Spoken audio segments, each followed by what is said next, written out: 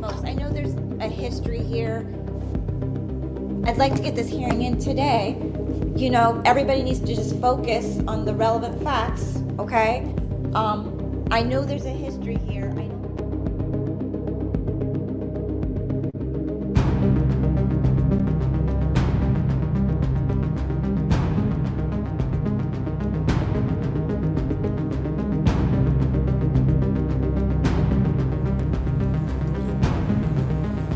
Are you talking up by Sunset Mart?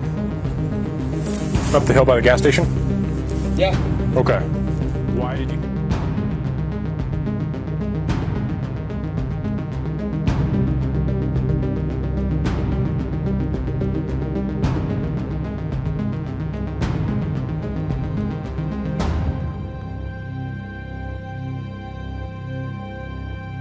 All right, who's responsible here? What's that? Who's responsible here? Whose house is this?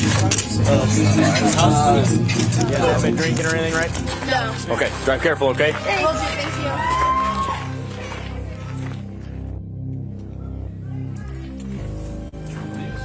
This is what the other group that ran away. Oh, really? You just ditched it? Awesome. Yeah, those ones kept walking in the car and the other one. It's truly for the win.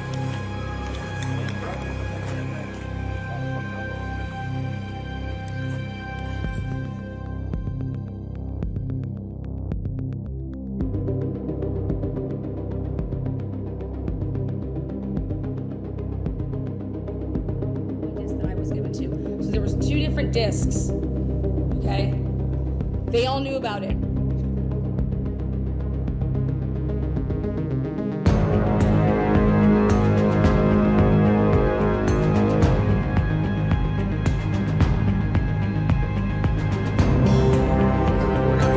We're not here to talk about the alcohol stuff, okay? Okay, yeah. But this is the second noise complaint we've had here tonight within 2 hours. How are you? Good, how are you? Good. Is this your place? Yeah. Perfect. You know why we're here? I see noise. Noise, yeah. Yeah. Big speaker right there. Yeah. Nothing against having a party. Once neighbors start calling in, then we have an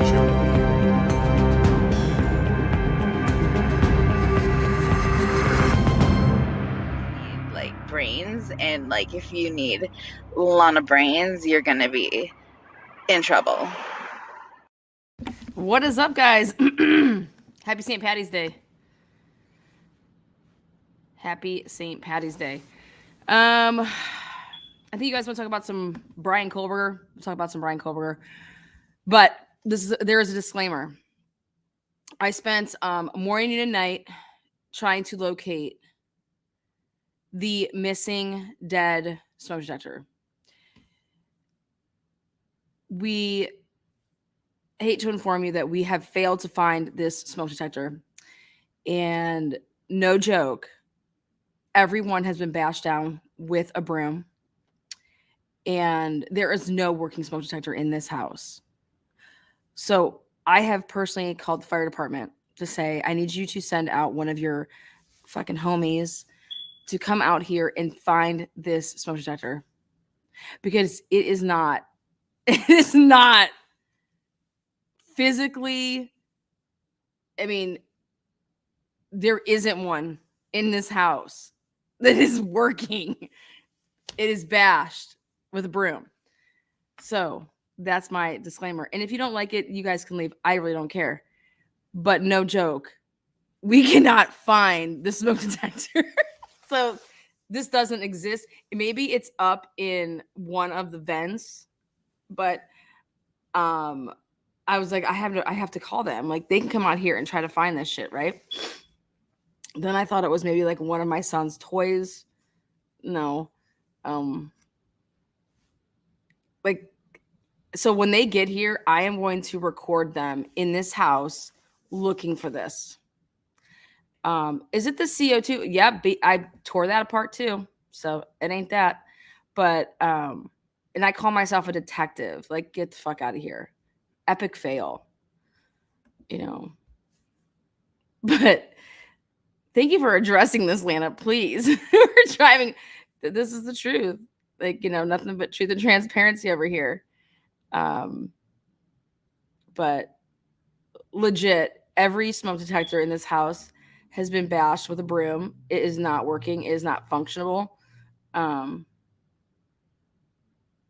Because I was adamant of finding this damn smoke detector, right? And then when I thought I found it, because there was no noise, then you go to bed at night and then beep, beep. I'm like, you gotta be kidding me. Because it would be like off for a couple hours. So trust me.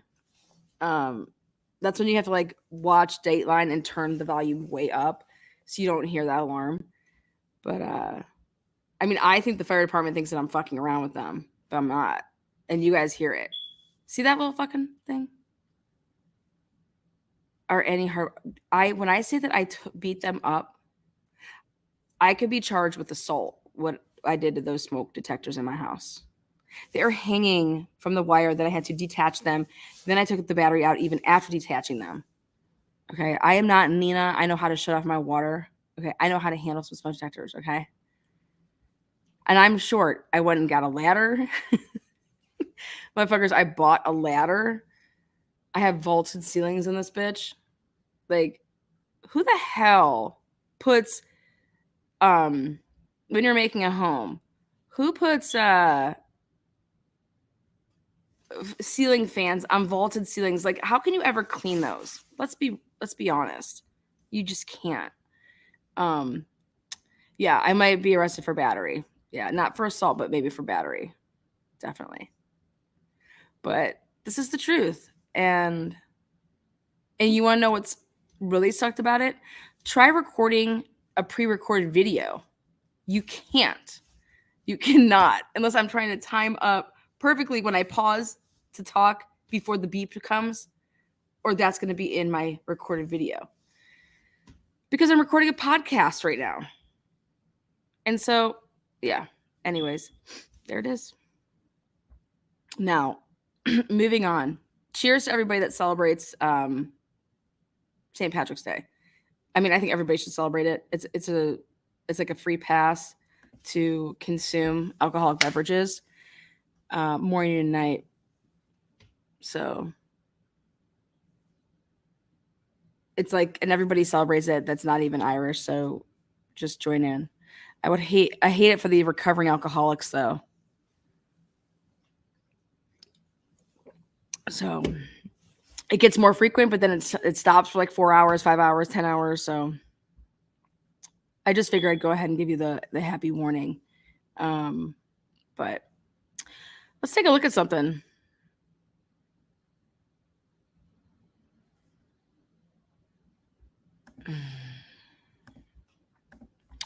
Let's see. I want to show you guys video files.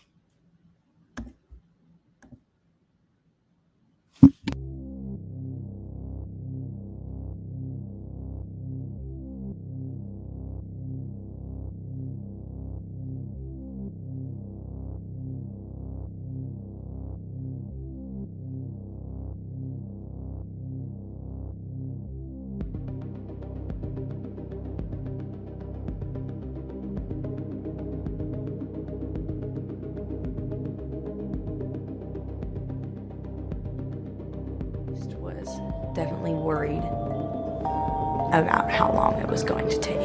The big story on Action News tonight is a major break in the murder of 4 Idaho college students. The arrest of a 28-year-old man in connection with the brutal murders of 4 University of Idaho students stabbed to death in their beds more than a month ago. At about 2 a.m. on December 30th, 2,500 miles away from the scene of the murder, SWAT teams are breaking into a house in eastern Pennsylvania to make an arrest. A break in the case that has gripped this nation. Police arresting a suspect, PhD student Brian Koberger. He's facing 4 counts of first-degree murder and 1 count of felony burglary.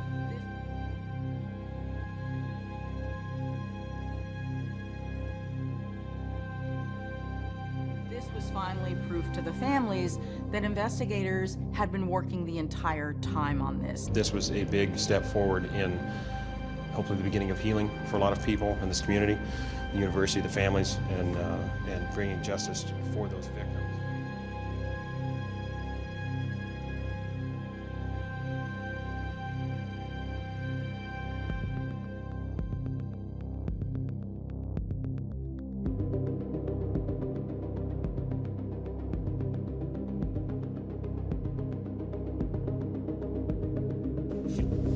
Investigators are working all right, not just Moscow Police Department, but many agencies across Idaho as well as Washington, and even nationally, with an FBI task force of more than 42 agents assigned to this case.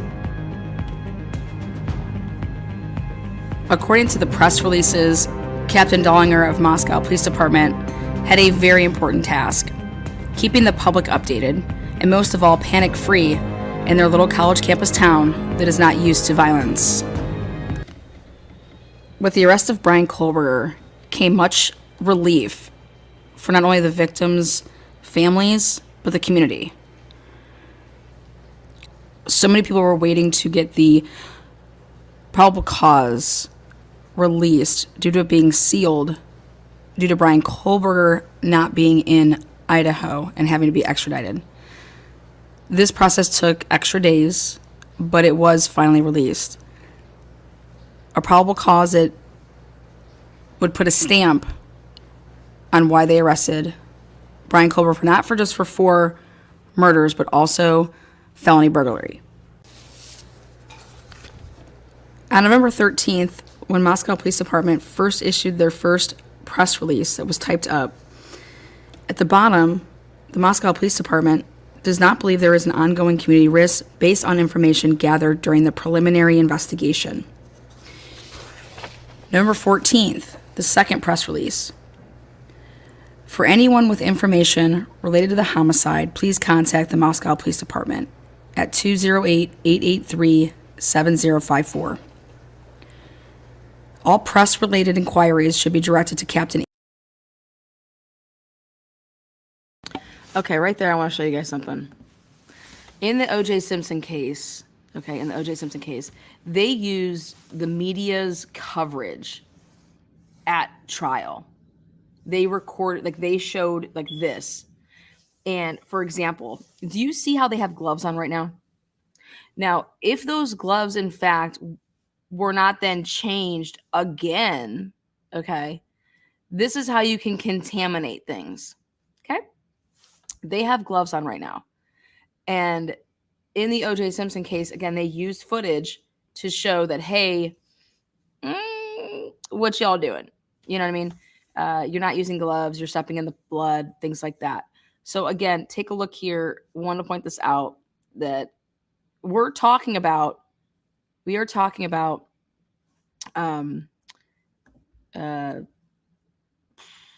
littlest tying piece of evidence is touch DNA on a piece of evidence gathered from this scene from these people. Okay, so all the body cam that's being worn by other people, they don't have body cam on. Okay, these people don't have body cam on, but body cam that's being worn by other people could catch. Now they need to change these gloves before they go back in that house. If they didn't, they're contaminating the scene. Okay. Anthony Dollinger. November 15th, we would see a double press release. Moscow Police Department releases that they determined early in the investigation that we do not believe there is an ongoing threat for community members. Evidence indicates this was a targeted attack. Okay, I believe that's going to be critical in that trial. They're going to have to answer to that. They're definitely going to have to answer to that. Why would you think this was an isolated targeted attack?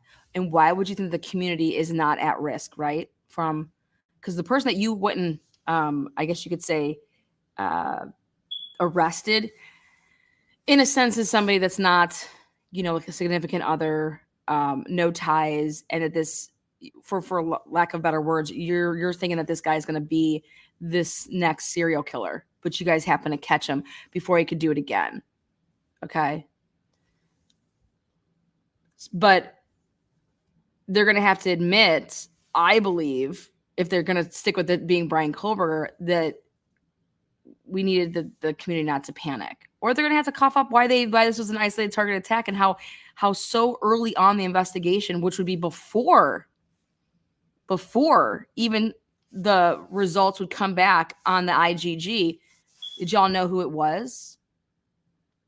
How did you know? Like, what?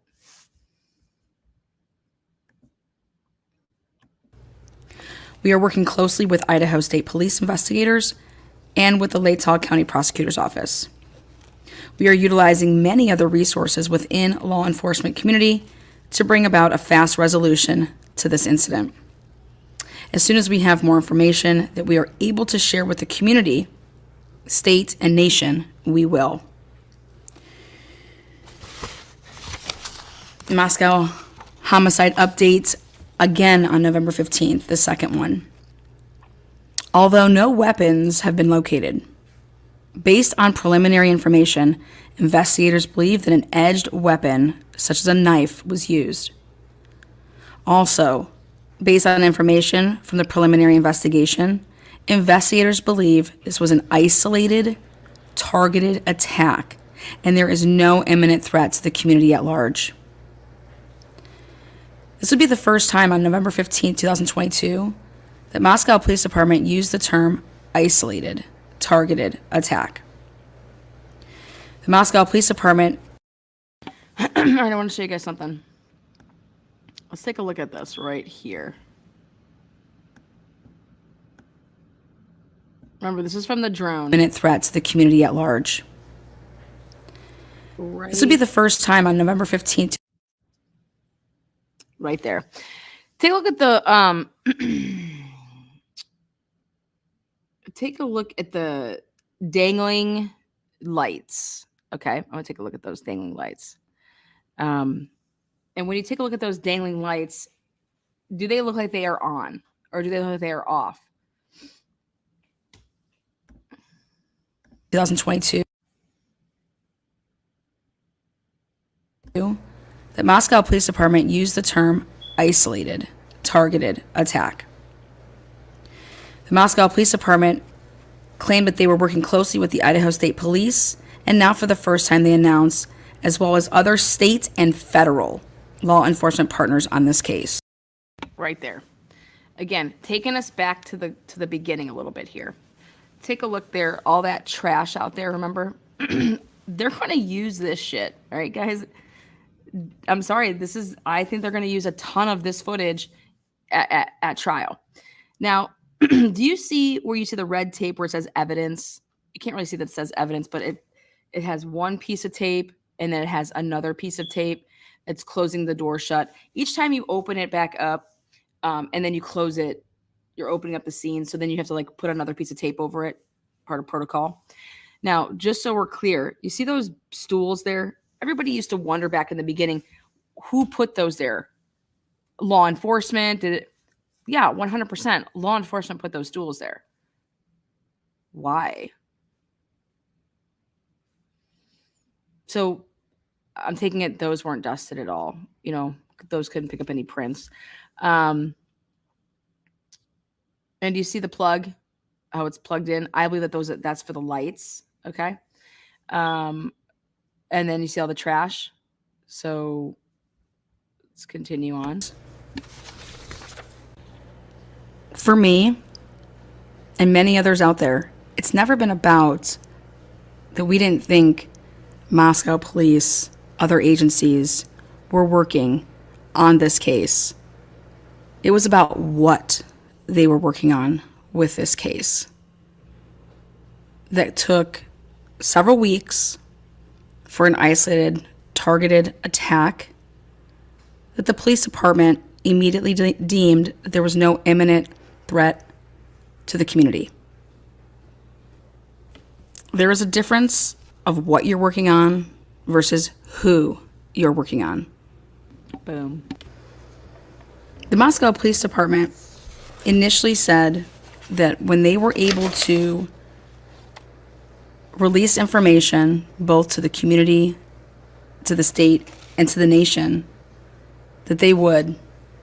And at those times that they were able to do that, that they would. There was never a time where Moscow Police Department said that we would use our press release as well as television pressers to misguide the community. And so you have to ask yourself, why? Again, the day before the first television press conference on November 15th, as that television first press conference would happen on November 16th, in the media press release, it says that we are working closely with Idaho State Police investigators and with the Latah County Prosecutor's Office. We are utilizing many other resources within the... Right there, we are working closely with the Latah County Prosecutor's Office. This was said literally like 2 days after the homicides. But then how does Bill Thompson and the police become so far, I don't know, on different sides of the world when Bill Thompson says something that the police are like, wait, no. That's not right. We gotta, This, he was talking about target. He was talking about one of the victims being targets. That tells me that y'all aren't working all super close together if Bill Thompson's going out there and saying that, and then you need to retract it and say, like, that's not accurate. Or really, was it accurate, and y'all are just lying, like you've been to everybody, right? The law enforcement community, which you're allowed to do. Law enforcement can lie to us, guys, just so you know. Law enforcement can lie. Okay? They can use it as a tactic. So, to bring about a fast resolve to this incident. As soon as we have more information that we are able to share with the community, states, and nation, we will. Well, what they shared with the community, with the state, and with the nation was that they were looking for a 2011 to 2013 white Hyundai Elantra. Never once changing the years of that Hyundai Elantra, and in fact flooding their own tip line beginning December 7th, 2022. Why? Flooding their own tip line. They had, on November 29th, 2022, Brian Kohlberger's white Hyundai Elantra 2015 being reported by WSU campus police, and that being passed along to none other than Investigator Officer Payne. Well over a week before asking the public for help with a wrong dated vehicle. Why? I, like so many others, when I first read the probable cause. Okay, take a look. They're putting on these gloves, but take a look. So they've already touched things, right? There you go, right here. Oopsies. First read the probable cause for Brian Kohlberger's arrest. Thought it was beefy. Now, remember, this is not the first time that they were out there, because this is not the first day. Okay? This footage is not from day one. Okay? This footage is actually the second day. So it's not on the 13th. This is going to be on the 14th.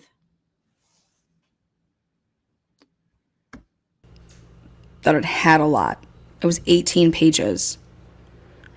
I actually read it for the first time on a live broadcast.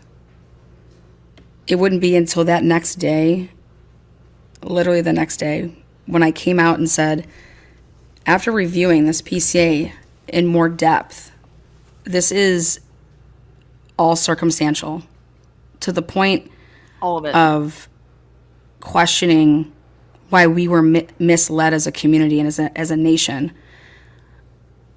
to help in an area where they knew that help would in no way, shape, or form possibly be able to aid in this investigation, but yet came out asking for the community to put aside whatever it is that they were doing and be on the lookout for a 2011 to 2013 white Hyundai Elantra. The police department captivated mainstream media to the point that that's the only thing that anybody was talking about with the Idaho4 case, was all about this white Hyundai Elantra. In my opinion, it was to take our attention away from other things that were going on within this investigation, which wasn't a simple investigation.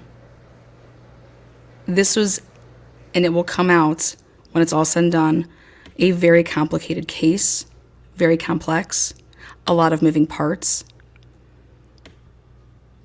But then you have to ask yourself, if this is so complex and so many moving parts, was this an isolated, targeted attack? And was the community at large to not be feared in any type of way by the person or persons responsible? Because how complex are we talking? And those answers come here now when we talk about the discovery, the requests that were made by Brian Kohlberger's attorney, Ann Taylor, and then the response that was given by the prosecutor's office, Bill Thompson's office. And if this doesn't put a stamp on all the red flags that myself and this channel has pointed out since day one, then I don't know what will. I think the first thing that I wanted to talk about and just get out there on the record is the felony burglary charge. That tells me that the state will be pushing for the fact that Brian was not welcomed to come in that home, meaning nobody opened the door for him, meaning he came in unlawfully into that home. He was not invited in any type of way. And for the longest time, that's been overlooked and not talked about. But now it has to be talked about when you're going to talk about if you think somebody aided Brian Kohlberger into that house. Well, the felony burglary charge is the state saying no.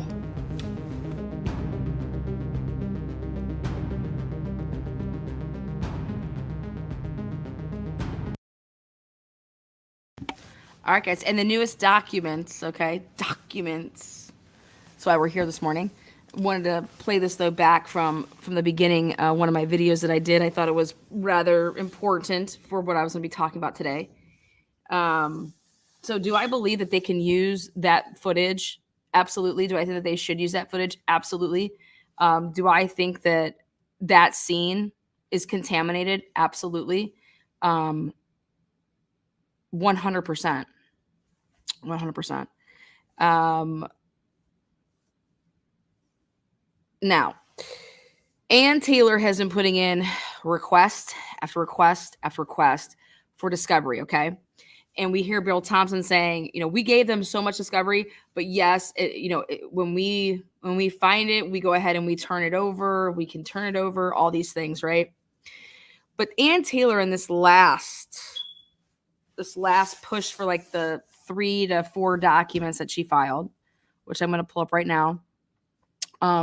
She was very, very specific on what she wanted and that she still hadn't had from the 4th motion to compel the prosecution.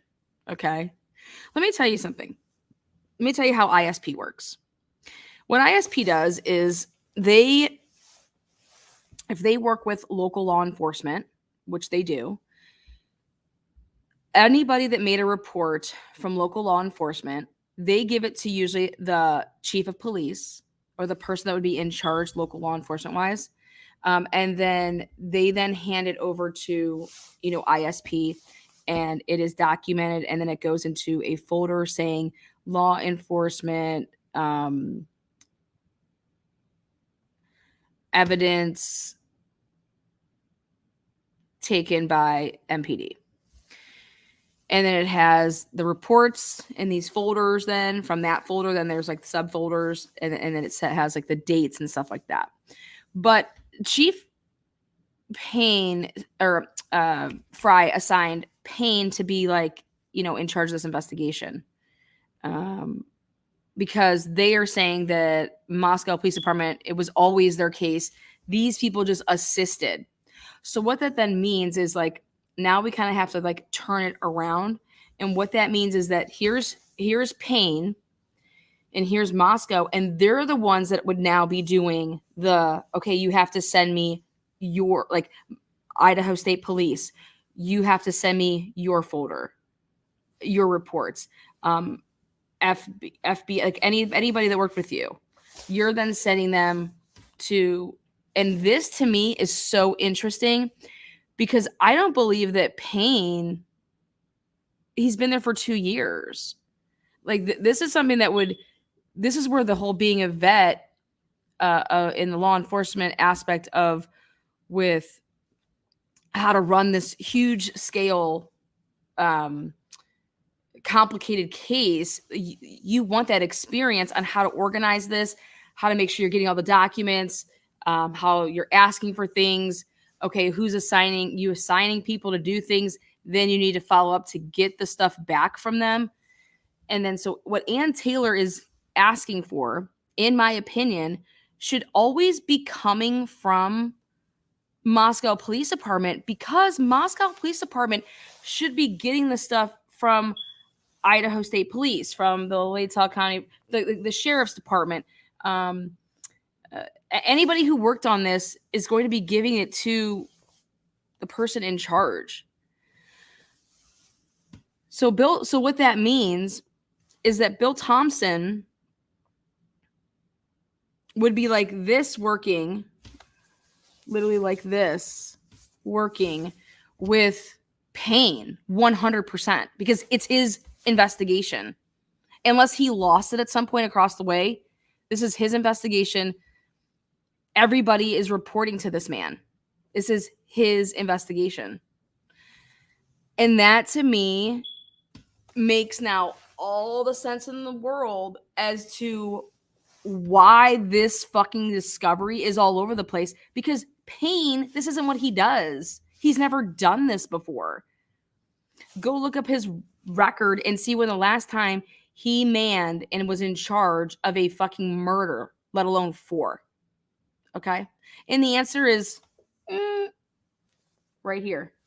0.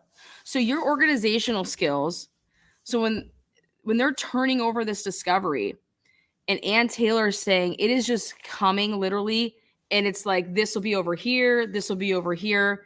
Let me tell you what that means. That means that the MPD, they don't even know where it belongs or who it is. Whose is it?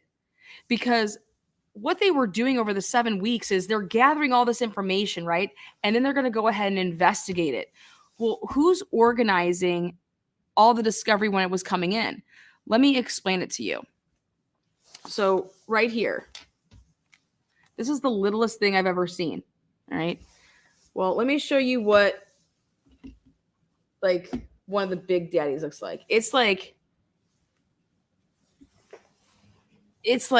6 of these combined together, put on top of each other. Okay. And it's so fatty bo batty. It looks like it's from 1940s, right? Like the 1990s. All right. But, so if you're just like uploading these random ass things and just sending them, I don't even think Moscow Police Department knows where to find what Ann Taylor's asking for. Let me give you an example. I'm trying to think what case I feel comfortable. Okay.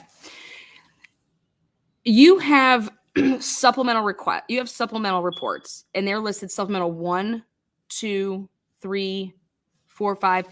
each time you go and do something, it's a new report, and it automatically does it for you, meaning it numbers it for you when you take to the computer to start typing in whatever it is that you're writing up a report for.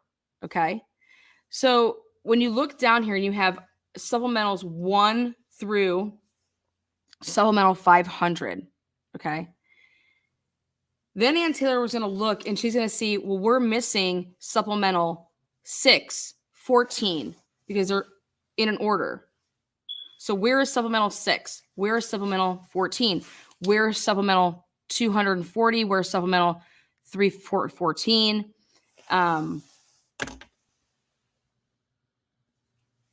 Because the only way that you can get to supplemental 315, let's say that it goes from 1 to 500, if somebody is already able to move on and start a report on number 316, that means that there's a 315, a 314, a 313.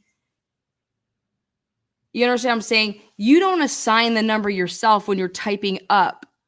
Once you type in the case number, it's going to assign the number to your own report for you. You don't assign that report number. That's not how that works.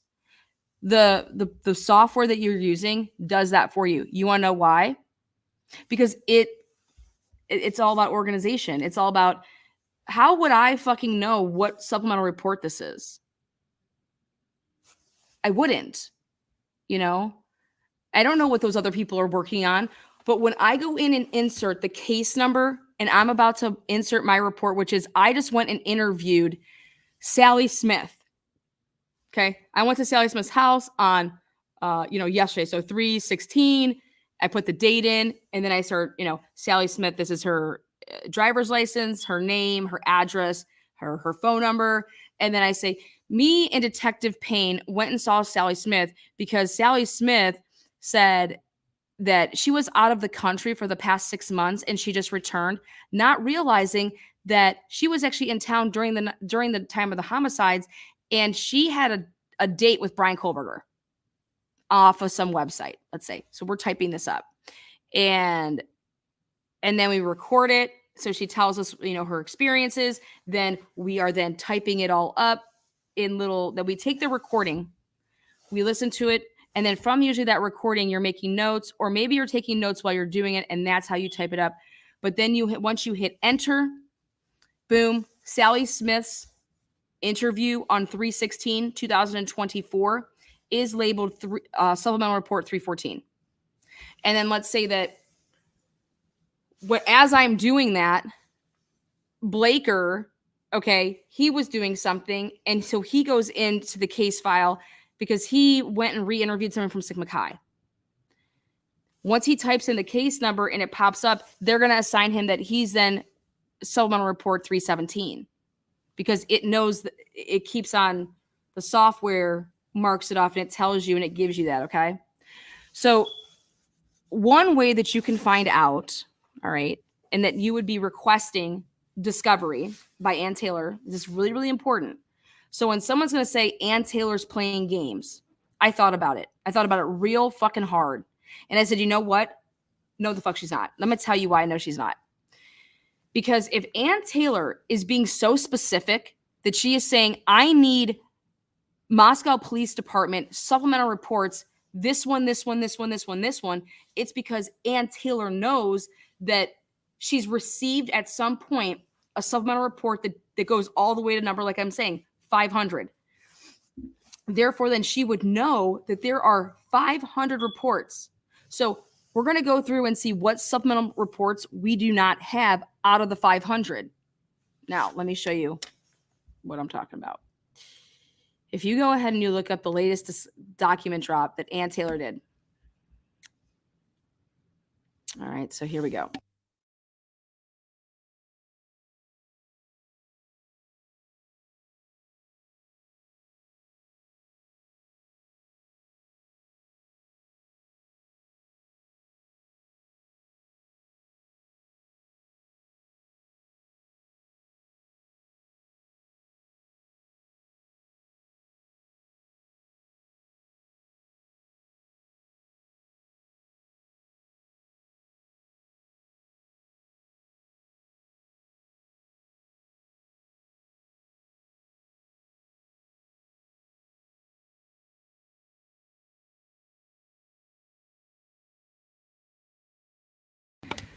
All right, let's load this puppy up. So share screen. Where are you at? There you are. There you are. That's what I want. Okay. So again, this was filed. Let me zoom in a little bit for you. This was filed March 12th. Okay. And what it means is she said, we defendant's fourth motion to compel discovery. So we want the state to comply with defendant's 10th and 11th supplemental request for discovery filed herein on November 8th, 2023 and January 22nd, 2024. Wait, excuse me? Let me explain what this means. This means that Ann Taylor, okay, think about the dates that we've had, all right? We just had a date at the end of February where they all got in the courtroom and here's Bill Thompson. We need to have a trial in March 3rd. We're ready. Here are all the dates I'm going to read off. And then he files this crap, whatever. Great. But he was just saying how, yeah, there's all this discovery. We were probably going to need one in the summer of 2025. Here it comes. Ann Taylor is saying, I need you, Mr. motherfucking judge, baby. Come on. I need the state to comply with defendant's 10th and 11th supplemental request for discovery filed here within, which is from November 8th of 2023. They still have not complied with that. And the January 22nd, 2004. Okay. Now, she even went so far as to say this. Mr. Culver requests an order for the state to disclose the following items included in the defendant's 10th supplemental request for discovery filed with the court on November 8th, 2023. Specifically, item number 214. Specifically. So go ahead if you guys are taking notes. Okay. It's going to come out eventually what number 214 is. And if you want to be ahead of the game, you're going to write down 214. Write it down. 214. They specifically want that item, right? Now, Mr. Culver requests an order for the state to disclose the following items included in defense 11th. Okay, 11th. So that's the one from the 10th, which is the number 214. Now, in the 11th supplemental request filed with the court, specifically items you see 219, 224, 226, 227, 28, 42, 43, 45, 48, 49, 50, 51, 58. Do you want to know where Ann Taylor's getting those numbers from? Do you guys have any idea where Ann Taylor's getting those numbers from? She's labeling things, right? When she's asking for these requests, number 1, number 2, number 3, number 4. So Ann Taylor is all the way up to, she's asked for, just that we can know, it's probably way past this, but we at least know that she's made 258 like numbered requests. That could be, back, if you go back and look at the stuff from the beginning, we were getting to see a little bit of that stuff. Okay. So she is up to, and I'm sorry, I believe it's way past 258, but let's just go ahead and say 258. And how she's doing this and saying this is she's specifically saying to the judge, go look at the request in our supplemental 11 that was sealed, okay, that we can't see. Go look at these numbers in our request. This is what we do not have yet, okay? And in the 10th supplemental discovery, we do not have item 214 yet. And when she's saying the 214, she's saying what she wrote as number 214. But normally what you're going to see, so let me show you an example of what you will see in these requests. So, for example, okay, hold on. I'm going to show you.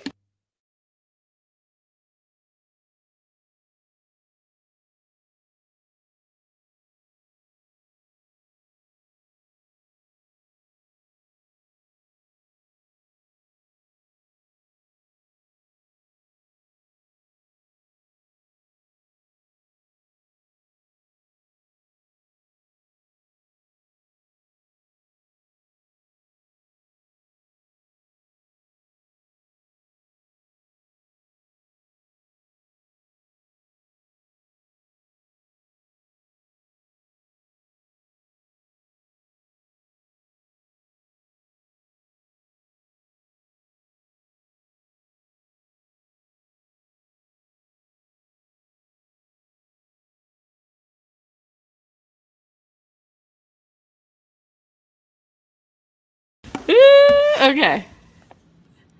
All right, so I'm going to use old handy dandy. Now, only because we're talking about Idaho, I think it's imperative that we compare it to an Idaho case. Ready? Dr. Moore and Dr. Drake, during the murder case, all right, date was September 24th, 2020. They had a hearing, just like how we saw Ann Taylor, okay, have a hearing with the prosecutor, Bill Thompson, and the judges there, right? And it says the hearing started at 11:03 a.m., all right? And there was the attorney for Dan Moore, and then there was the prosecuting attorney, Tevis Hall. God rest his soul, he's dead. Court calls case, Tevis Hall present for the state, Daniel Moore present in custody in court, Bolton defense attorney present via Zoom. Time set for a number of motions. First is the competency evaluation review following an evaluation that was done. So they go through that. Then they go to the DA says, we will need more than a half a day. Okay, I'm sorry. Mr. Hall, this is what the court says. The judge, Mr. Hall, any reason for the preliminary hearing to not be set with our regular Friday hearings? And the state says, not from the state's perspective. The court says, and asks Bolton in this county, Friday afternoons are set aside. The DA then, who is Tevis Hall, he says, we will need more than a half of a day. This investigation has been going on for many months, and there are other suspects. We may need a full day. Friday is good. We will be available. The court instructs the clerk to begin on a Friday at 9 a.m. within the next 2 weeks. That will require my civil cases in Bonner County to be or reset. Criminal matters take priority over civil. Notice will be sent. The state then says, Ms. Bolton, do you intend to continue? I am unavailable until after the 17th of October because they're trying to set this date for this preliminary hearing, right? And then the DA says, I object to that long of a continuance. Court says, Mr. Hall, any reason why the elected prosecutor, Mr. Douglas, could not handle this prelim? So Tevis Hall, so there's two different people representing kind of like the state. The state says, I will be here. And then the court says, has the issue of the motion to return the property seized by the state, has the issue been resolved or narrowed? The DA says the motion filed related to his computers that were from there was some issue with what they would want to use at trial. Okay, so right here, let me explain something to you guys. On September 24, 2020, he says that there was some issues with Dan Moore's computers. Let me tell you, fast forward to all these years later, his computer files are all ruined. He can't even get into them. Whatever they did to try to extract this data and do whatever or copy it on over. So think about now the Idaho4 case, all right? This was a slip of the tongue I was able to catch. But here, only because I now know what I know now, when I'm saying I need to, if part of the reason that Dan Moore killed Brian Drake is that he was stealing patients and he was pissed, so he's like, I'm going to fucking kill you over this shit. Well, they have to prove that, right? Well, Dan Moore's work computers are all destroyed. There is nothing on them. Isn't that crazy? Moving on. Now take a look at this. Any estimated time when that work would be completed? Now, this is about these computers. The state says, anticipate within the month. Then the court says, well, Ms. Bolton, do you have anything to say? And then the DA says, they were seized in August. It has been a full month. No reason why it should take that long. Law enforcement across the nation are capable of capturing images on spot. There has been no explanation from the state why these have taken so long. There has been ample time to capture the images. That's what, at the time, Dan Moore's attorney is saying. We need to get these because you guys have had a month with these computers.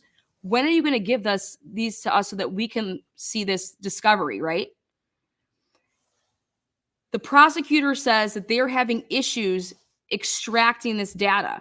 No, they fucking trashed the data. Do you guys understand that these computers, there's nothing on them? These hard drives. Now, so then they have a little recess. Then the court says, Miss Bolton, you were addressing the ability to do on-site imaging of computer devices. And she says, filed a motion for prompt hearing, and we attached the capability from Cybercrime Unit and their capability, and we have not gotten a response. All they need to do is make a copy. A bit confusing why it is still in their possession for 1 month and no image has been made. And now they need another month? They are depriving my client of his livelihood and his ability to provide for his patients. Ask the court to set a date and sign an order of when to return. They have had ample time. She says, I'm asking for 7 days from today. Now, think about what Ann Taylor is saying, okay? These are the same entities in terms of Idaho State Police, the local PDs, then the sheriff's departments. But the big thing is Idaho State Police. They had a really heavy hand in this. And in Dan Moore's case, FBI was involved. They did take interviews. The FBI was involved. And just like then you got the FBI was involved in Brian Kohlberger's case. Okay. So the state says defendants don't typically get to direct how crimes are investigated. This was the argument from this prosecutor, Tevis Hall. The cybercrime is housed in Boise. What is disingenuous in this case is there are over 200 interviews and several search warrants, not only in this state, but also Montana. We are talking massive amounts. The Idaho State Police has put together a terabyte hard drive and have been in contact with ISP Mike Van Leuven, and they are prepared to get that to the state's office. So he's saying that the prosecutor is saying, I do not have that terabit. I don't have any of the discovery. Well, this would be dated, so you guys know, September 24th, 2020, that this hearing took place at 11:03 a.m.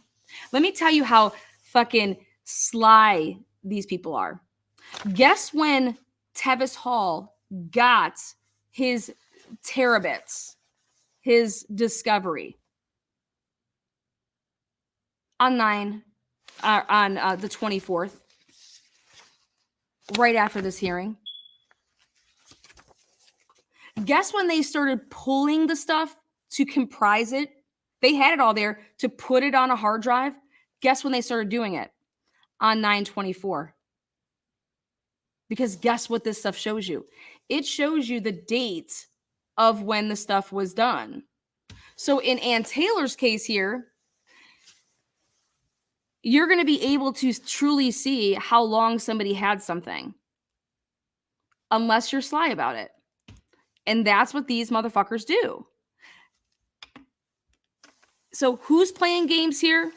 Well, you knew that we were going to court. You knew that we had all this. We're supposed to have a preliminary hearing. Why would Mike Van Leuven, who's the detective in charge of this case, comprise a hard drive full of all of these folders with all the supplementals to give to you right after our hearing? Well, if he could just done it like that and there's just a couple of minutes in between dragging each file, why didn't he do it, I don't know, the day before? But here, Tevis Hall is arguing that this has to come from Boise and blah, blah, blah. Nothing came from fucking Boise. So listen to more of this now, because it matters how Ann Taylor, when you want to listen to her, do I believe her?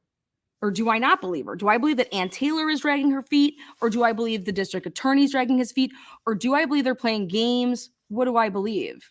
Well, I'm going to show you. This is what happens in these cases in Idaho. This is how they handle themselves. So the what is disingenuous is the case is there's over 200 interviews and several search warrants, not only in the state, but also Montana. We are talking massive amounts. The Idaho State Police has put together a terabit hard drive and have been in contact with ISP Mike Van Leuven, and they are prepared to get that to the state's office. It is a massive amount of information. This takes a lot of man hours. I am giving an estimated time on or before October 22nd of 2020. We should have back to the defendant. You guys, they received this on the same day that he is talking right now. Okay? He's trying to buy himself another month. Why? Then Dan Moore's attorney says, they can conduct investigation how they need to. There are limitations on seized information from someone's business. The idea that they are just now sending this to Boise makes no sense. And she's right, because they didn't do that. So she's calling it out. And you can actually prove it when you look at the files. Nothing was sent to Boise. What? She's saying he was arrested in August. We would like to note that in attachment emails, we tried to work through these issues. We are concerned that there is no urgency being given to this. They have ruined his reputation in the community and his image in business. Object to them holding onto the evidence that long. Need a tighter timeline. Then the state says, I would like to address some misrepresentations by counsel. So think about how Bill Thompson talks, okay? So this is now the prosecutor. I would like to address some misrepresentation by counsel. In my discussion with her, I told her there were some PDF copies made, not the entire investigation. Is not the only issue we are dealing with. We are asking for a deadline of October 22nd is a fair deadline, and if we can get done before then, we will.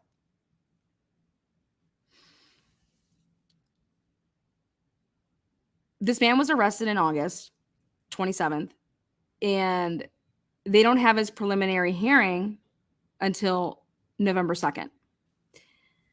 So they're asking for a deadline of October 22nd to get the material, because she is in possession of no discovery except for 33 pieces. 33 pieces.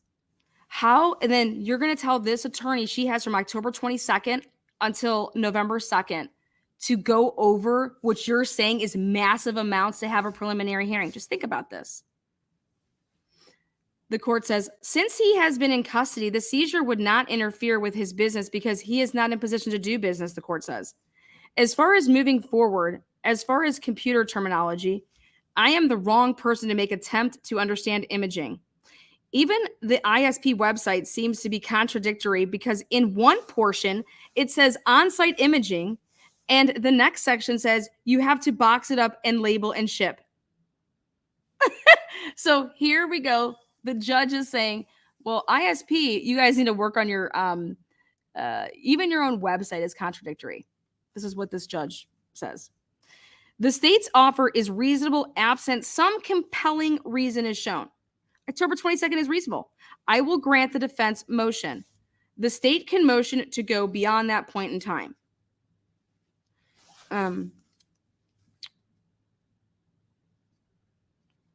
His wife or an investigator I have from Sandpoint can retrieve this information.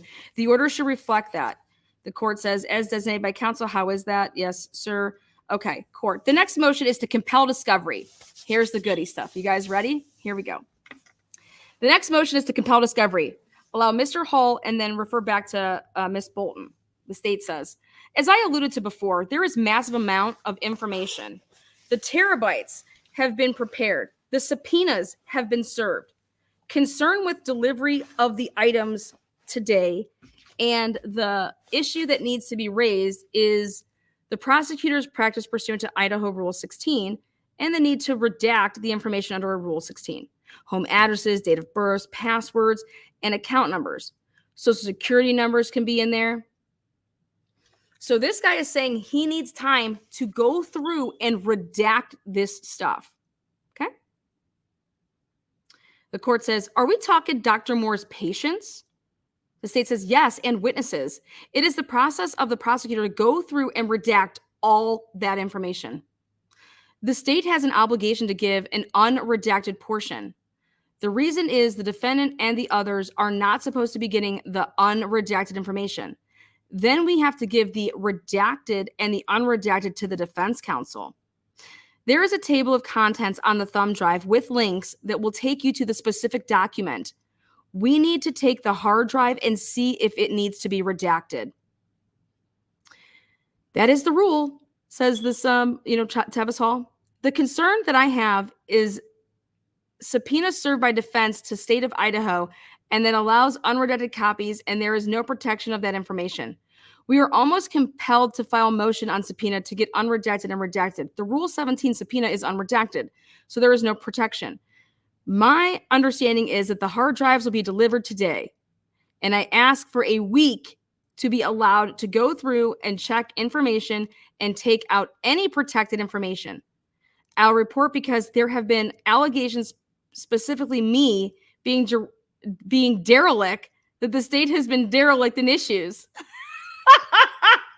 He uses the word derelict. I love it. The fuck? It gets better. The court says, where did he just say that? Shit. The bulk of this investigation has been done by ISP. Court says Rule 16D says may redact, not shall or must redact. Is there any other way to protect that information, such as a protective order, than the state? Rule 16D2A, it states that if the court wishes to sign an order, I don't have an objection from that standpoint. It would speed things up. Court. Object to protective order to get that information to you faster. No, and we ask that that be delivered today. I spoke with Mike Van Leuven today as well, says Moore's attorney. The court can issue a protective order and is acceptable. The restriction is acceptable to us. Court, problem solved, Mr. Hall. State, no objection. That they comply with Rule 16. Also have similar protective order on subpoenaed information as well. Okay, so are you going to sit here and tell me that this was under a protective order? Right? But then how the fuck did Jennifer Drake get it? If it's under a protective order. Was this protective order lifted? Woo-wee! The problem is solved. Mr. Hall, prepare an order because they're turning, like, boom, you're getting your discovery. Now listen to this. Do you understand that this just took place on the same day and the judge is like, no, write up a protective order. You don't need to go redacting anything and send it on over. They need this discovery. There's all these terabits. So the judge says, have we ever seen Judge do this? Have we ever seen Judge say, he's like this.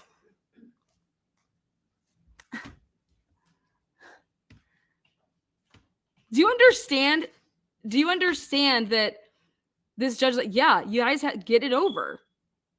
We'll put it on a protective order, send the shit over, right? So what the fuck's going on here? So what the fuck's going on in the in this Brian Kohlberger case that we're talking about all these days and days and months and months and months? This is a murder case right here in Idaho, right? And the judge is like, that problem is solved. Mr. Hall, prepare an order. Then Tevis Hall says, have not received anything from Mike Van Leuven, and I will call him right after court. We will get to you today or at least tomorrow. All this fucking big ass, all the discovery that they have. Now, the court says, the Dan Moore's attorney says, concern is that we don't know what is being sent. State says, I don't know what is in the terabits. I can only imagine what is there. I am informal with this. And all she has to do is ask. I will not try to hide the 8 ball. We are interested in justice. Court says, that is why it is called discovery. I have a high level of faith that everything the state has will be turned over. The remaining motion is for bond reduction. So they're basically saying, boom, everything is taken care of. You're going to get them all the discovery, and it's going to be there by tomorrow or the next day. So I have a question.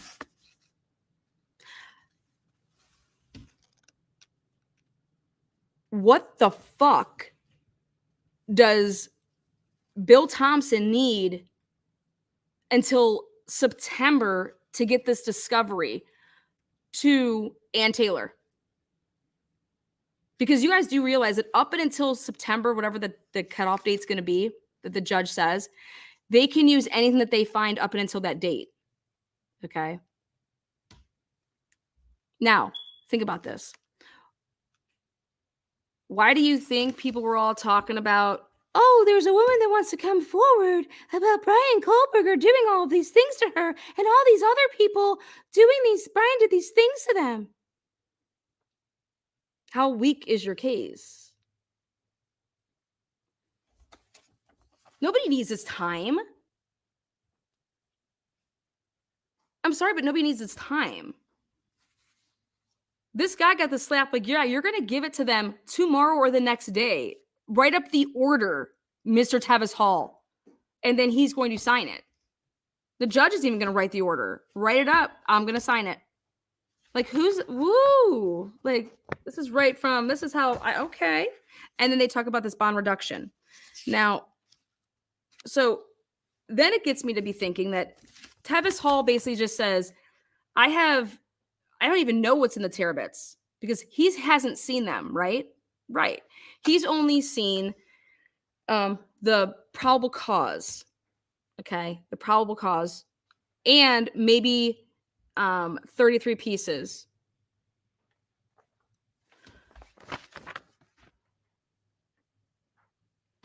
So Tevis Hall admits that he hasn't seen any of this stuff, and yet he's going forward with prosecuting a murder. So what have you? And then he says, I haven't talked to Mike Van Leuven. Mike Van Leuven is in charge of the investigation. That'd be like, I haven't talked to Officer Payne because he's in charge of the investigation. So I think it is absolutely wild. Now, let me tell you how this works. For example, I read a piece of discovery in the Dan Moore case recently, and it said that this guy named Ken Lalith, he testified in the Idaho trooper murder case that's going on right now. He was one of the guys that first arrived, and he talked to Ken Lalith of the Kootenai County Sheriff's Department, okay? He's a detective. So I came across, and I looked, and I saw, wait a second, Ken said he had his body cam on. In this report, Ken says, I turned over my body cam, my dash cam, and a report to the, who would be like Payne in the situation. And I have no more further involvement in this case, signs it, stamps his report, whatever, and boom, done with. Well, guess what all was put in to the discovery? Just the report. Just the report. Now, I about lost my fucking shit. Because let me show you how shitty these motherfuckers are. In the report, it says, please refer to my body cam and the dash cam because all the information is there. This is just, I'm memorializing the fact that this happened. And I'm not like, it's a relatively lengthy. That would be the first interview that Jennifer Drake ever had with any investigator in this case, police, any interaction. It was at her home. And do you understand what this would be like? Now, insert Payne here. Marty Ryan gives Mike Van Leuven, ISP guy, because this happened on before they came in by like a couple hours. He supposedly hands him the report and never talks about the body cam. And then Mike Van Leuven never asks for the body cam or anything when you're like, well, hey, let me talk to Ken Lalith.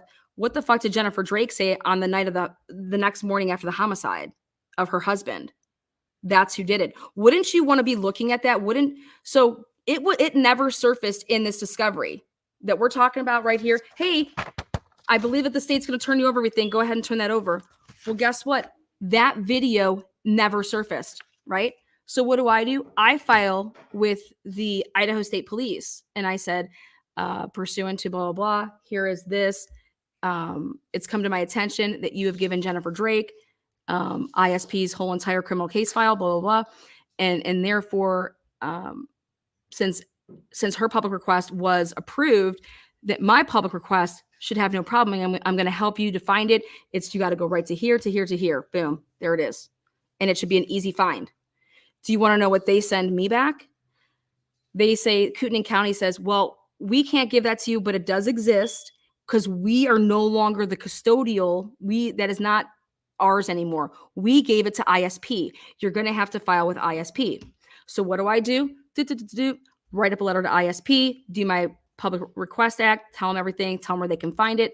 And I note that this was not turned over to the defense in the original discovery dump that was 100% there, because Ken Lalith wrote in his report that he attached both body cam, dash cam to his report. And he sent it to Marty Ryan and Mike Van Leuven. Well, how could it be that the report made it in, but not the body cam? The report is useless because the report doesn't talk about anything that Jennifer Drake says. Because the body cam, you need to watch it because it's like an interview. You watch it. They hid it. I found it. They denied me my request. And they said, we've consulted with our attorney and this is an ongoing investigation. I said, okay. So you're denying me this request because it's an ongoing investigation. Okay. Then why would you hand over your entire discovery to Jennifer Drake?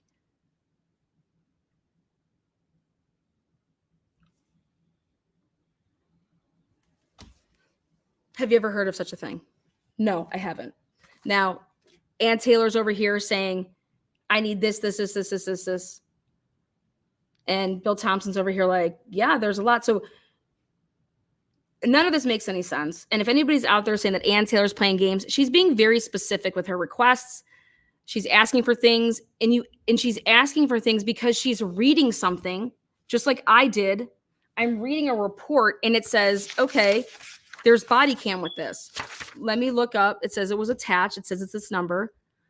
Okay, it's not here. I went through all your little subtitle folders. It's not there. So then what do? I mark down, okay, this is my request number 217. Ken Lalith body cam from his interview with Jennifer Drake on this day and time. And, boom. Then you go on to the next number, okay? And then, boom, you're setting it off as a request. And you're waiting to get it, right? So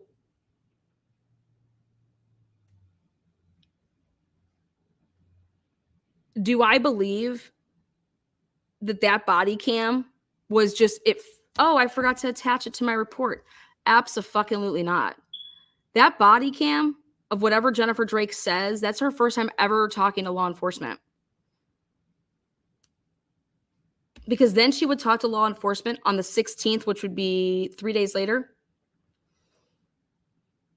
And boy, wouldn't you want to compare what Jennifer Drake said the first time to then the second time and see what possible inconsistencies are there? And to see if Ken Lalith asked her where the fuck she was when her husband was getting murdered. What'd you do all day? Because not only did he interview Jennifer Drake, but he also interviewed 3 friends that were there. Again, all of this getting buried. So did they turn it over and they knowing that they had it? No. So it's like this. If you don't ask me for something, I'm not going to give it to you. And that's a Brady violation. You understand that? Like, you are supposed to turn over anything that is exculpatory for that person. But why would you hold that back? You're turning over the actual report that says that this exists. Are you just hoping that I don't read it all the way through and see that and ask for it? But then even after I ask for it, like Ann Taylor, she's like, I was asking for stuff. I need you to now, because it's March 12th? I need you to make them fucking send us this January 22nd, all these requests. And then the one from the fucking November 8th. So please explain to me, when people out there want to say, Lana, do you still have faith in Ann Taylor? Why the fuck wouldn't I have faith in Ann Taylor? Sheldon Jeter Jr. got none of this. Sheldon Jeter Jr.'s attorneys did not put even in for one supplemental discovery request. Do you understand that? Not one supplemental discovery request did Sheldon Jeter Jr.'s attorneys do. Not one. Ann Taylor's on what number? 14?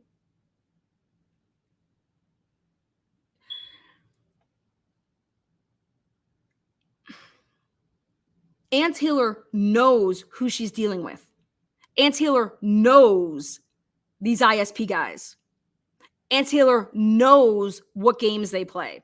Ann Taylor is not some young person trying to make a name for herself.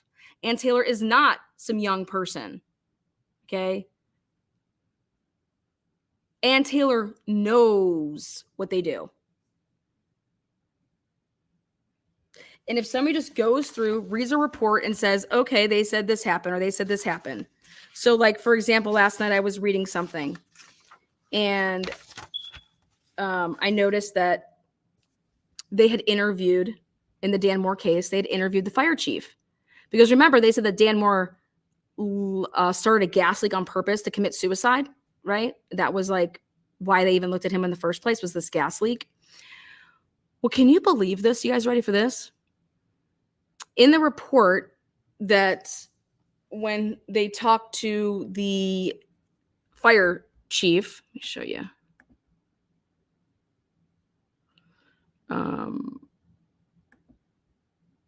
Let's see.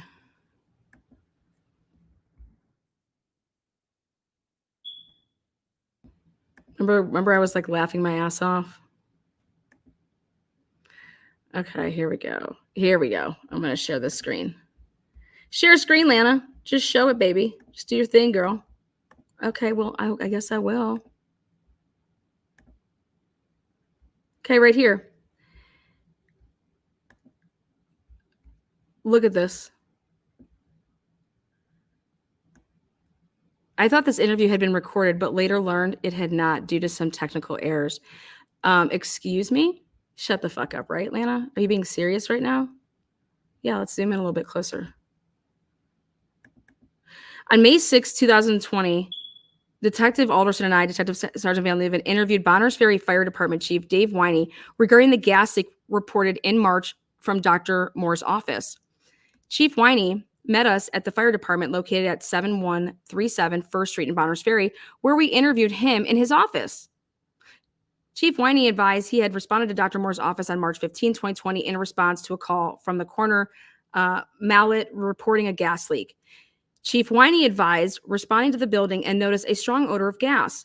He said the fire department shut off the gas at the meter and opened up the building to air it out.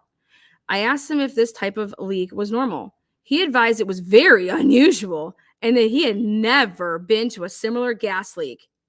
He described the tightness of the fitting as being just finger tight. He said he thought it was odd.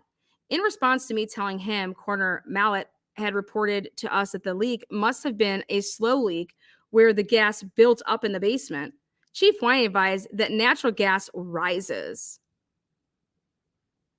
Chief Winey suggested that we speak with the Avista employee, Brian Trimmer, who had responded to the leak. I thought this interview had been recorded, but later learned it had not due to some technical error. Huh. Imagine that. Imagine that. Shut the fuck up. This is the only one besides Dan Moore's encounter the first time when they were canvassing in like March.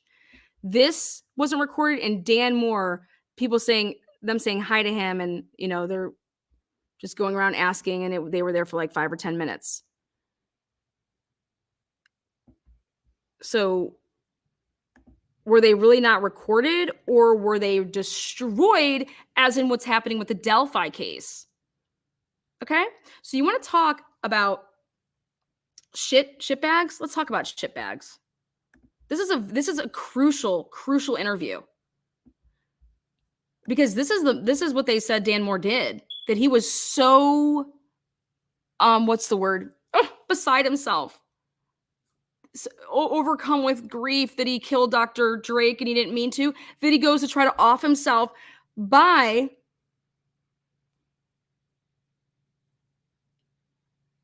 going to his office and starting his own gas leak to then sit in his office and let the gas consume him and kill him? Well, guess what? The Avista guy that he went and talked to said in all the 30 years that he's been doing this, never once has anybody tried to commit suicide this way. So no, he did not believe that this was a way to commit suicide unless there was a candle lit or something like that, which there was not. So what the fuck? How could you continue on with this narrative after you go and talk to Brian fucking from Avista, Shrimmy Poo, and he tells you, and you're trying to badger this motherfucker to say, okay, yeah, this guy look blah, blah, blah, blah. And all he keeps on saying is I never followed up with it. Should never talk to Dr. Moore. So I can't say anything like that. But no, in all the 30 years that I've been doing this, nobody has tried to commit suicide this way. And yet here you have Van Leuven just going to go forward with it after this professional says that no, that's not it. So this to me, oh, and then by the way, he says, yeah, in his report, he says the fire chief is saying things that go with, Van Leuven here. But that's so funny that does the fire chief even know that you wrote any of this shit? Because we're about to find out. Let's fucking call the fire chief right now. And let's ask him, hey, Dave Winey, what's up? Did you throw Dan Moore under the bus and say he was suicidal and that in all the years that you were fire chief that you've never seen something like this and that you believe that Dan Moore loosened that on purpose because he was attempting suicide? I bet you that guy's going to say, excuse me, what the fuck are you talking about? Oh, well, you haven't seen the police report that was typed up? Did they have a recorder going on in that room? Did they tell you that the recorder just didn't work then? Don't you think that the fire chief would like to hear about this? Because I bet you he does not have a fucking clue about it. But that's what they do.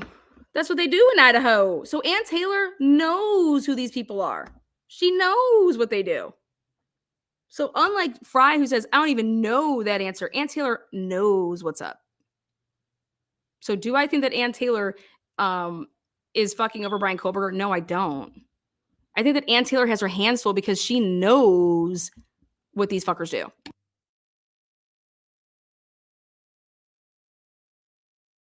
Again, if Brian Kohlberger is guilty, Brian Kohlberger should 100%, whatever those consequences are that the family feels that should happen.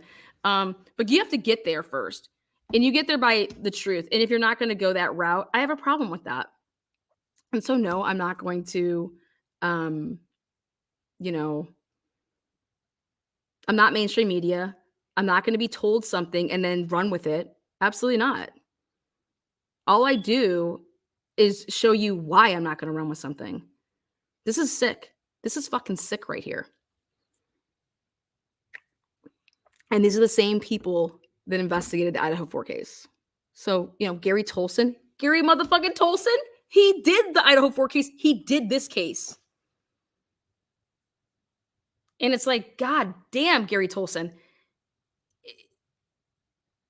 To sit here and you really say to,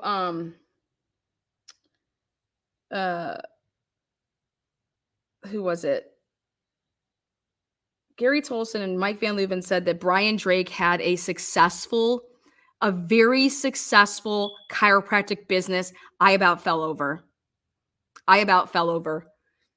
Well, his taxes don't show that he had a very successful practice, number one. Number two, his log definitely doesn't show that. Number three, what his log shows is that he was trading fucking services for fucking drugs. And I'm going to prove it. Why?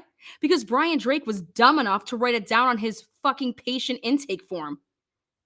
For payment that he received, he put how many pills he got from this dude. And then the best day was when the guy gave him a whole fucking bottle, and Brian Drake writes that he got a whole bottle off the guy. Steroids, pain pills.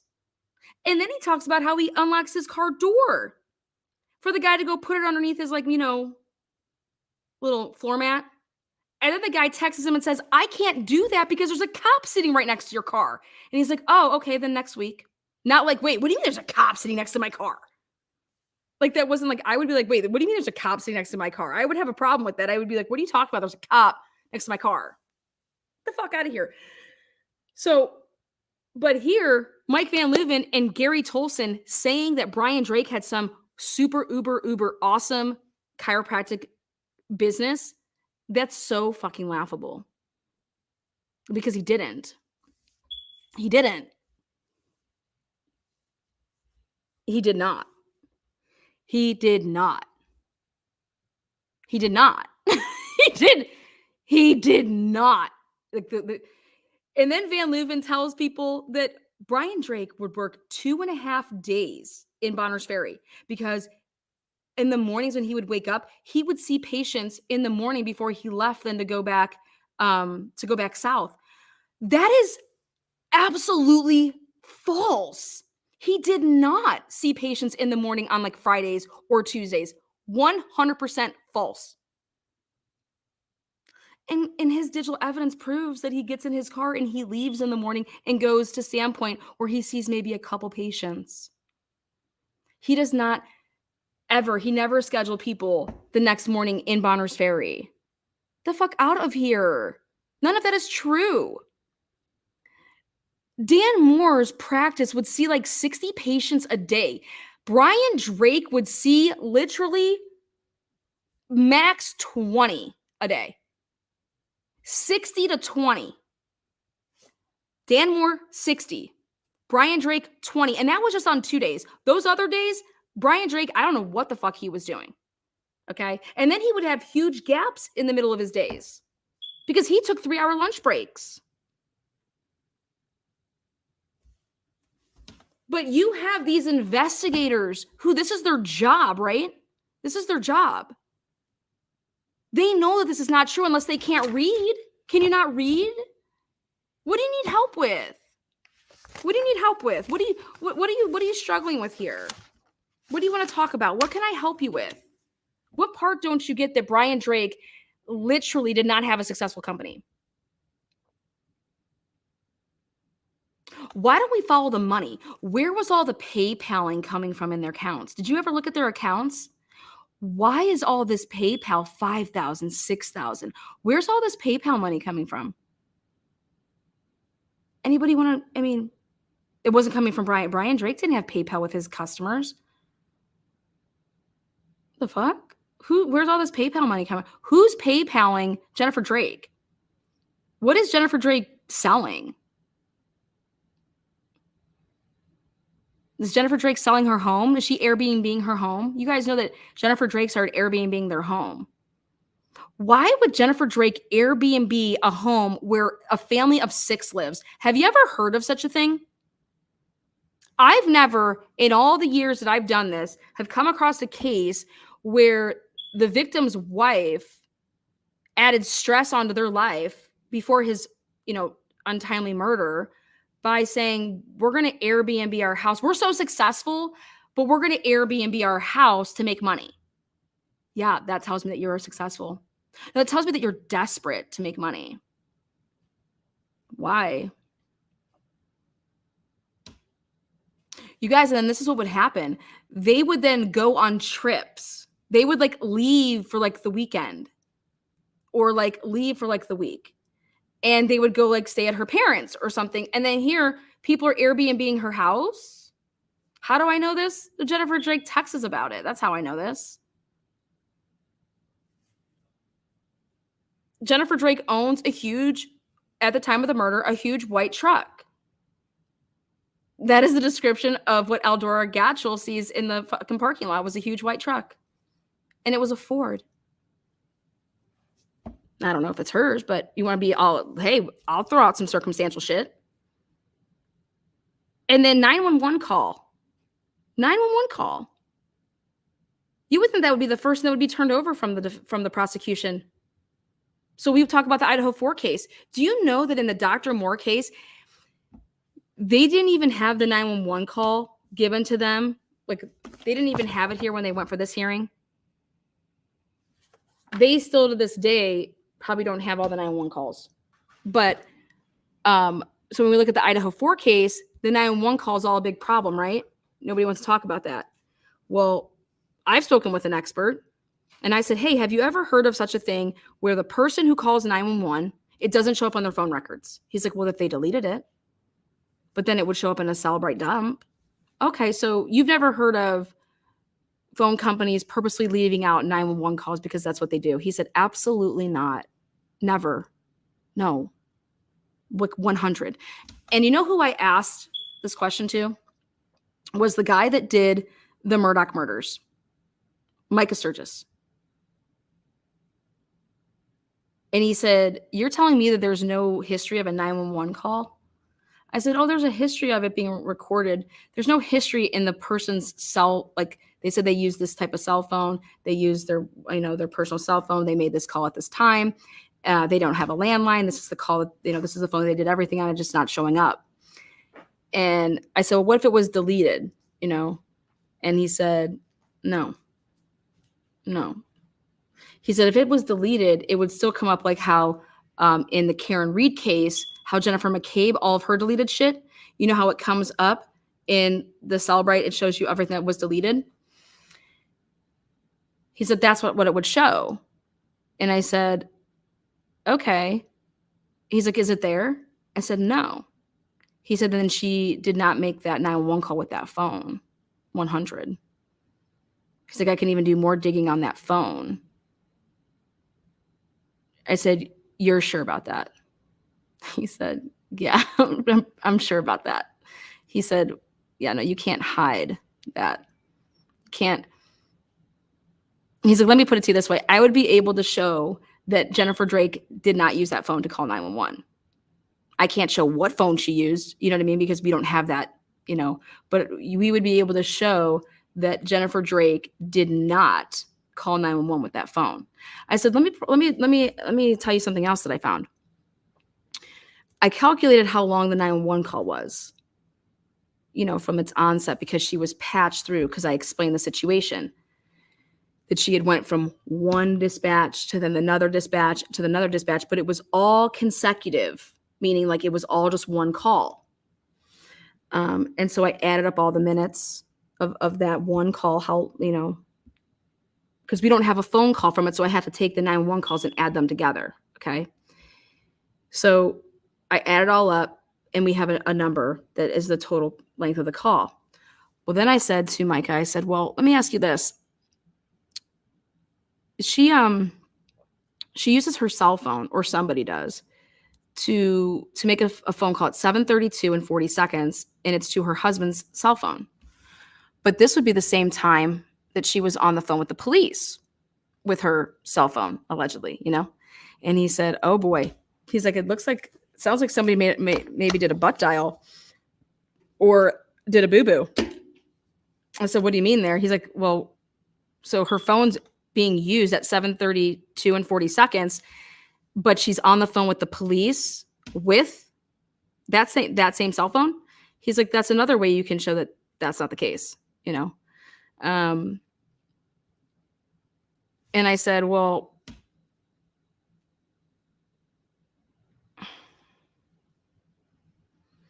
would this bring pause if you were an investigator? Like, he's like, I'm surprised that he was unclear as to why he's like, that's the wife's phone and her husband was murdered. I said, yeah. And I said, wouldn't that be like a huge red flag that you would try to get to the bottom of, is why the wife's phone wasn't the 911, like doesn't have that 911 call, and that she clearly had to make that from a different, a phone number. And I said, now, how would it be possible that there would be no record of the 911 call, the first one when she called Kootenai County, and then it was supposedly transferred? He said, now, I've never heard anything like that. He's like, now that is interesting. He's like, you're telling me there's no paper trail that she ever called Kootenai County's 911 line? I said, yeah. We did a FOIA request, and it came back and said that Jennifer Drake never called Kootenai County Sheriff's Dispatch that day or night, nor did the number associated with her. And that nothing was transferred. You know what I mean? Like there is no record of this phone call ever existing, but yet there's this alleged recording. I said, but something that I noticed in the recording is normally 911, they start recording before you ever answer to say hello. Okay. You know, as soon as you dial, like they can hear the recording before they pick up and say 911, what's your emergency? Like they can record that. I said, that's not how it is on that first part of the recording.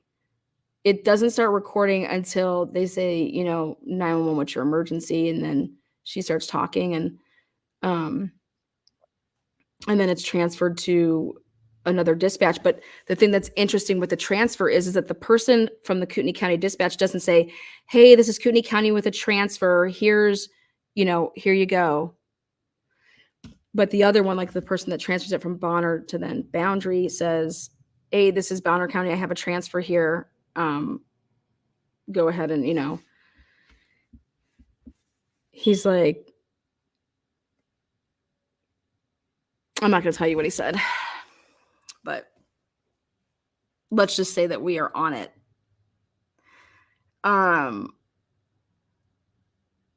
So when I look at all this as a whole, and I'm comparing the Idaho4 case to how I see the Idaho State Police work and these local law enforcement, how they work, and these sheriff's departments, okay? Yeah. Nah. No. Brian Kober deserves his fair day in court, and I think that maybe they include all these agencies for a reason, and it's part of their tactic, if you ask me, because they're always saying the same thing.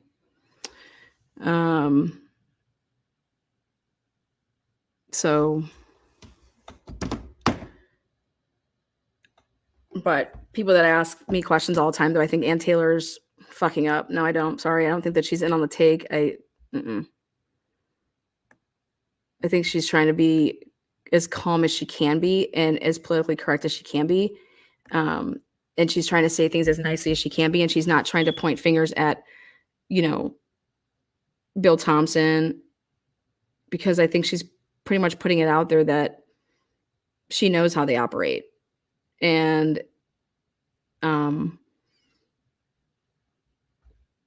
if you wait, you know, what's the case that they did it? Okay, for example, the Chris Watts case. They interviewed Nicole Atkinson so early on in that investigation. Do you understand that they had that investigation was recorded and there was notes? Do you know how long they waited to type up the report for the Nicole Atkinson interview that they took the screenshots for the Life 360 app and all that stuff? They waited until October 6th or October 10th to put that into a report. You want to know why? Because it wouldn't have been in the first discovery dump when they put the discovery out to Chris's defense. Why would anybody wait to write up a report in October for something that they did in, you know, August 13th, August 14th, August 15th, and you're not typing up and putting a report in for a supplemental until October? I mean, that's your star witness if this goes to court. With the Chris Watts case. Well, I think it's because they knew that she was lying. They caught her in a lie, and they needed to keep it hush hush for as long as they could to see if a deal would be made, and then this does not have to be revealed. And that's exactly what happened.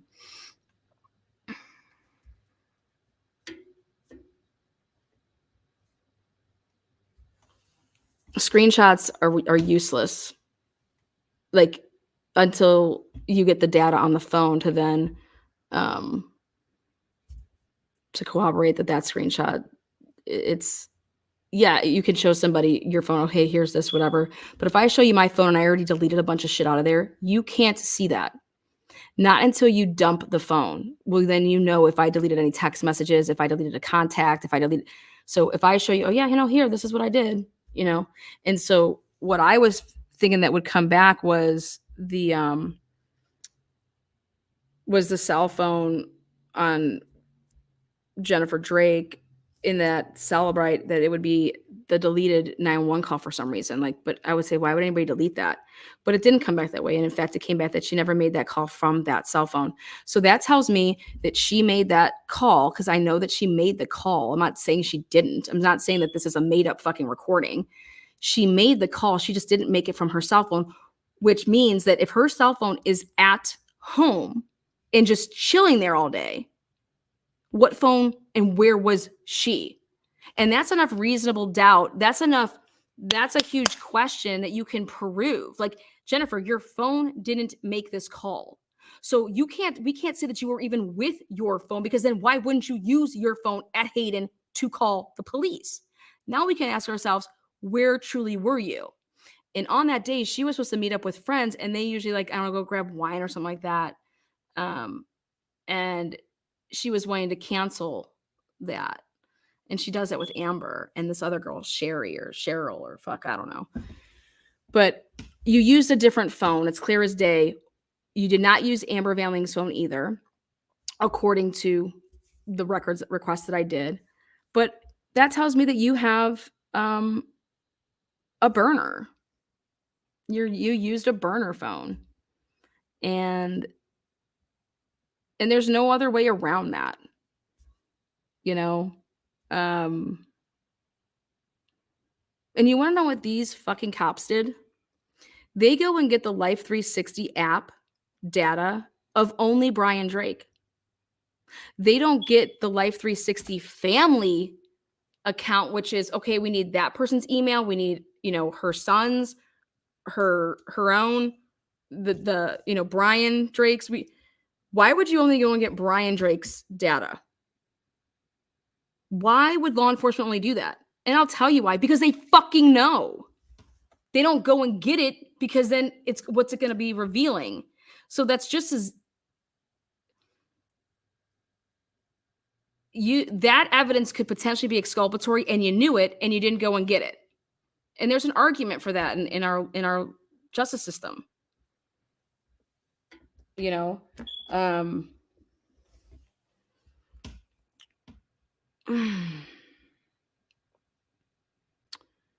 But I couldn't believe it when I saw the search warrant that was put in for the Life 360 app. It was only for his data.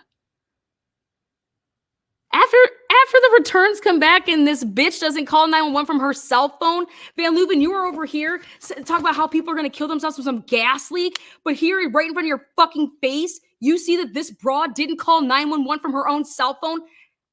What? And you need to say, okay, Jennifer, you really need to think here. Okay, this call happened, okay? It's not on this cell phone. Whose phone did you use? Did you use one of your kids? Did you use a friend? Was there a friend with you? Where were you? I was at home sitting there on the couch. No, they didn't ask her any of these questions. They get the returns back and they're like, oh, this is great. Yeah, no 911 call was made by her cell phone. Her husband was the one that was murdered. She's the wife. You're not asking? We have a problem here.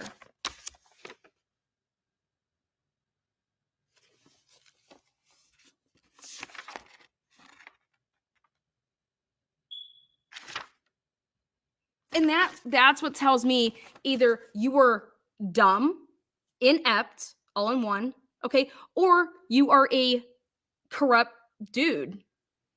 Because this is 101. What investigator sit here and tell Lana, no, it's okay that there was no 911 call on there. If I heard that in a meeting, I would raise my hand and say, are you joking?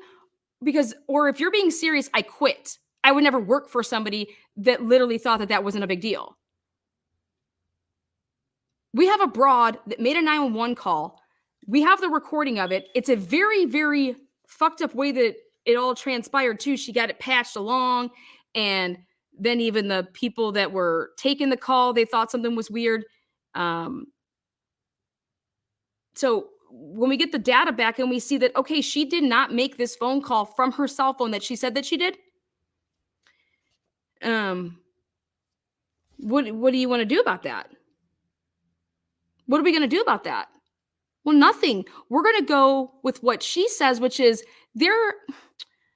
Brian is such a holy, great man, and we've never had an affair. He's never cheated on me. It's got to be, somebody that was jealous of Brian, and that he was taking their patients. And that's what they went with. Or that it was some husband that their wife was always talking about how awesome Brian was, and they were just sick and tired of hearing it, that they went and shot him.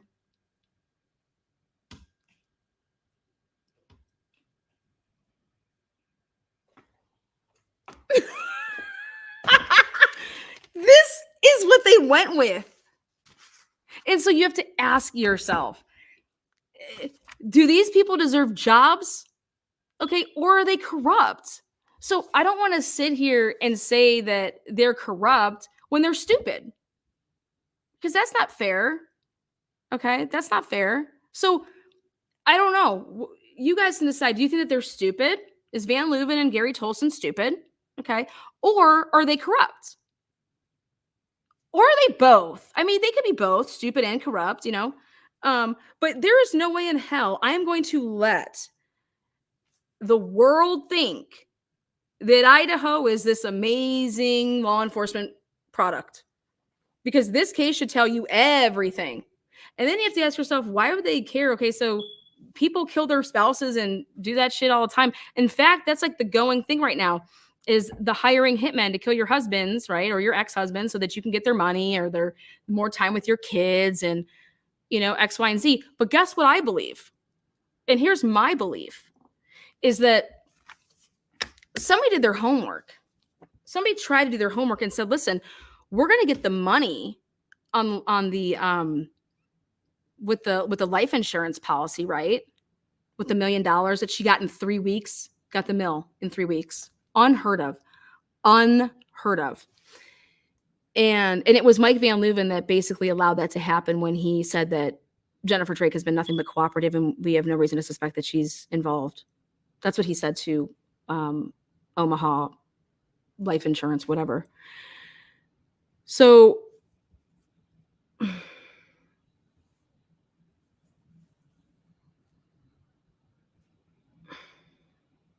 lost my train of thought.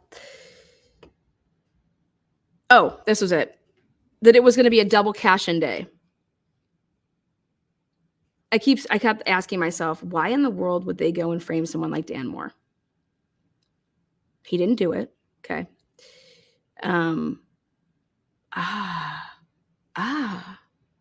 Wrongful death.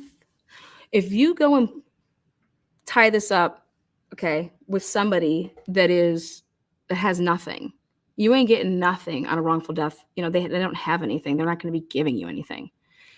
But if you tie this up with somebody that's got some money and some property, then who's getting double paid?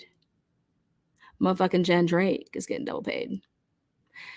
She went and filed her wrongful death suit against Dr. Moore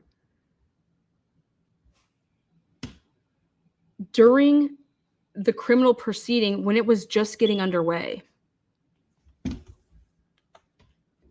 Before he was found guilty, okay?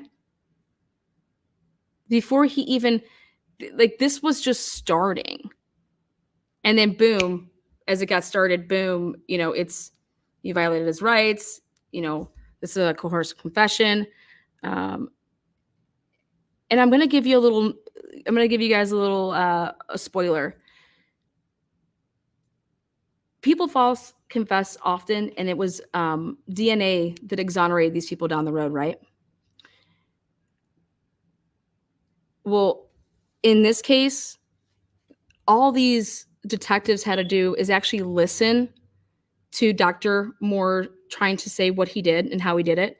And then what you're supposed to do is you're supposed to take what Dr. Moore said, and you're supposed to apply that to the evidence in this case. And based off of the evidence in this case, it would be impossible. 100% impossible. Because if you had actually done your homework, you would know that Dr. Drake was not shot through the window. He was not shot at a downward angle, like y'all said, in the probable cause. That you already had the ME's report that said he was shot at an upward angle. Okay? So once the ME report came out, and they had noticed this, and the ME report came out, the autopsy, saying that Dr. Drake had shit all on his back, like dirt and all that crap. Wouldn't you as an investigator say, how the fuck does he have all this shit all over his back? Wouldn't you be asking his patients, hey, when you saw Drake, was there dirt all over his back? Wouldn't you ask that? What chiropractor has dirt under their fingernails and they have a sweater on that has shit all over it? Debris. And then if you think that he got shot through the window, why is the stool covered with glass shards? And why is there no reminiscence of glass particles as part of the debris that's on his back? That's actually vegetation, dirt, soil. Why is there no glass particles in his hair that was found, or on his back, or around his person when he fell forward allegedly and laying there and just fell right over, right there on the ground? None of that is indicative of your crime scene, right? And then why would, when Dr. Moore says that he shot down by his like ankle or waist or by his knees, you guys know how tall, like they know how tall the window is. They know where the glass starts. And the only way that you're going to be able to get through the window is if you actually hold up your firearm. But and then he says he threw it into the river. You guys took 4 dives down there. Not 1, not 2, not 3. 4 dives down there. No gun, huh? And yet you told the community that you found the gun. That's a fucking lie. You guys didn't find shit. So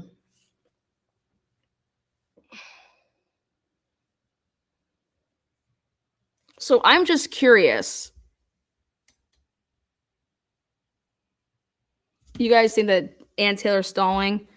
No. What Ann Taylor is doing is Daniel Moore had no business having his preliminary hearing without all the stuff that he had. Okay. But more importantly, his defense team only had a week to go through it before he had his preliminary hearing, right? And all they had was one person testify. You guys know that, right? At Dan Moore's preliminary hearing, they had one person testify, Mike Van Leuven. I take that back. They had Jen Drake testify because she had to testify. Listen to this crazy shit. She had to testify to be able to get the 911 call in. And I said to myself, why? Why?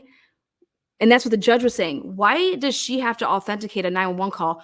Aren't we going off of the report from like the 911 dispatch? Then I realized that they couldn't. Because there was no report from the 911 dispatch from Kootenai County transferring it to Bonner and then Bonner to Boundary. There was no original paperwork on that first call. Do you guys know that? So they pulled the 911 call from evidence and never played it.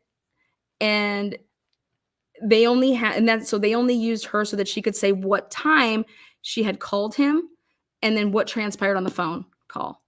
That's how they did this. And the best part about it is that there is no scientific, like everything that Jennifer Drake says, she's the one that said that Brian Drake was shot through the window. She's the one that said when it happened because she was on the phone with him and it happened right before she got off the phone. None of this has been proven to date with any scientific or forensic evidence, period. Everything that she has said, none of it they didn't go in and check any of it. In fact, if you go to check any of it, it's going to show you big X's.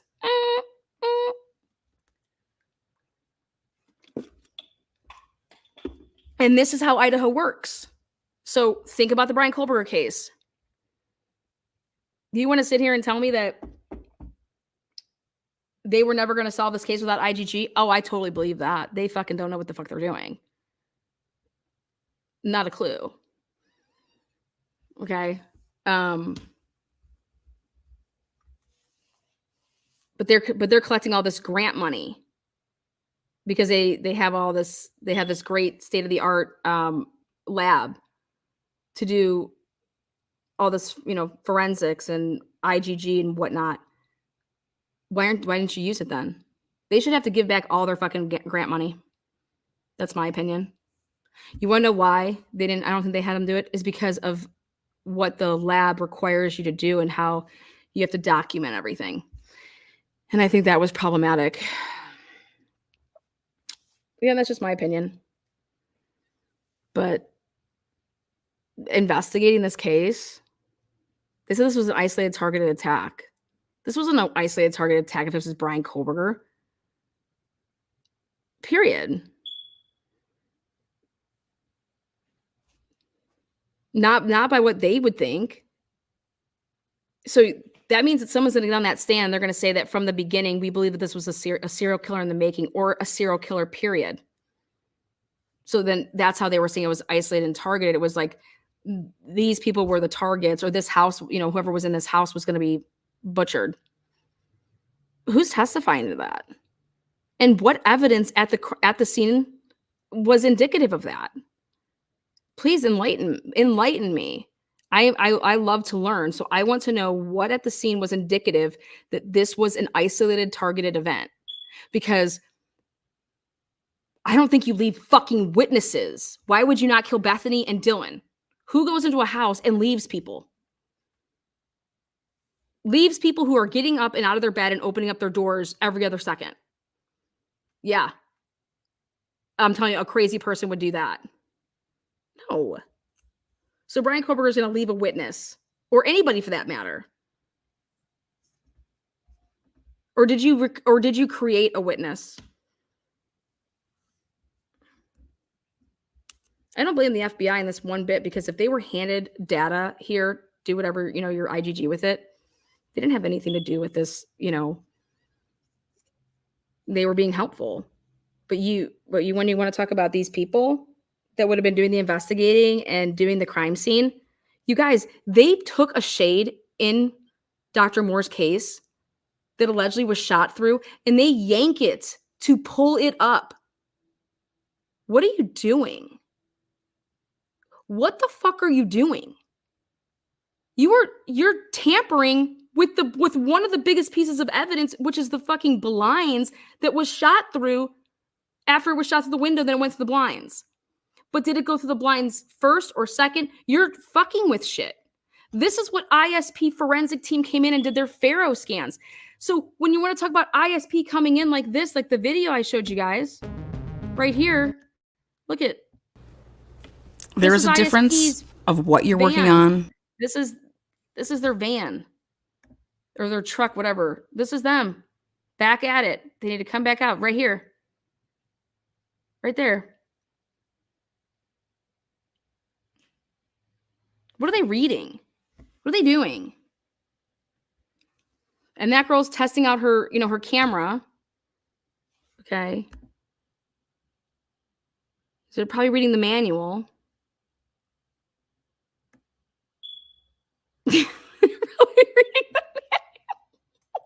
I'm sorry to laugh at that. Probably reading some fucking manual over here. But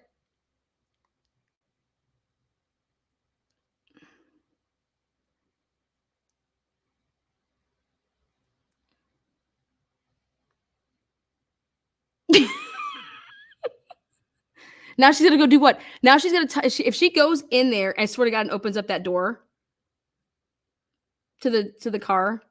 See, then I go zoom over there. I got to go back and find that. I want to see if she, I mean, they have to take these gloves off again. You do understand that. And if they don't, there's some huge problems with this.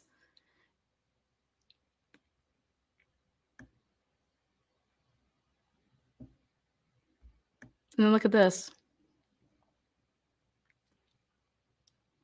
How about this? Who did they ask? All those police right there on the left-hand side, those are like the SUVs. Who did they get to move to say, hey, come out and move your car because we need to put our vehicles here? Just curious how they did that. Right there. Who do they think was gonna bust on and up in that bitch? I'm just curious. Who was gonna bust all up in that bitch?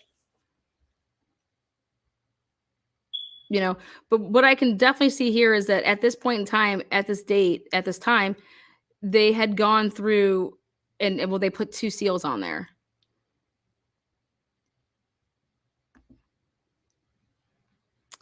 I mean, this is a really good look is to try to see like, and then to zoom in to see if in fact, like there was any blood on the handle, you know what I mean?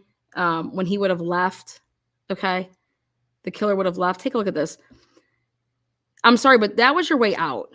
If you truly case this place, if you truly case the joint right there, your way out was out of the top balcony, going out that way, going all the way left to the end and jumping off from there. It is this tall off the ground because it's a hill. So you're just jumping up to that hill. It's right there. That's your way out. That's your way out of this house. And so if truly you were going upstairs to kill Maddie, why wouldn't you leave out that way? Makes no sense why you would want to come back down and put yourself in a situation to run into X, Y, and Z. No, totally not brain. Like that is when you want to talk about somebody planning this and going there and doing this crime. I'm not going to sit here and tell you I'm some fucking serial killer, okay? But let's say I needed to go in there and rob the place and they had a ton of money in there. And somebody came to me and said, Lana, how would you get in and out of there? What would you do? Well, I would definitely go at a time when I knew that everybody would not be home. Okay. So when that normally would be is like if they're all planning on going to like a formal event, if they're all planning on going to a football game. Now, let's say that I'm planning on that it's such a small window of when the drug dealers will bring in like mass shit or something like that, or, you know, and it has to be at night, it has to be when people are there. Well, I probably want to get somebody on the inside to say, don't have anybody sleeping in that upstairs room, or tell me when the person's not going to be in that upstairs room. Because I would want to leave out that way. 100%. That's how I want to leave out. And I definitely would know every fucking house in that area that had a camera. And I definitely would not be making loop upon loop upon loop upon loop around like a shark, you know. But if in fact Maddie was the person that you were going in there to kill, she's up on the top, and then you would, you know, maybe you were surprised because you weren't expecting anybody else to be in her bed. Okay.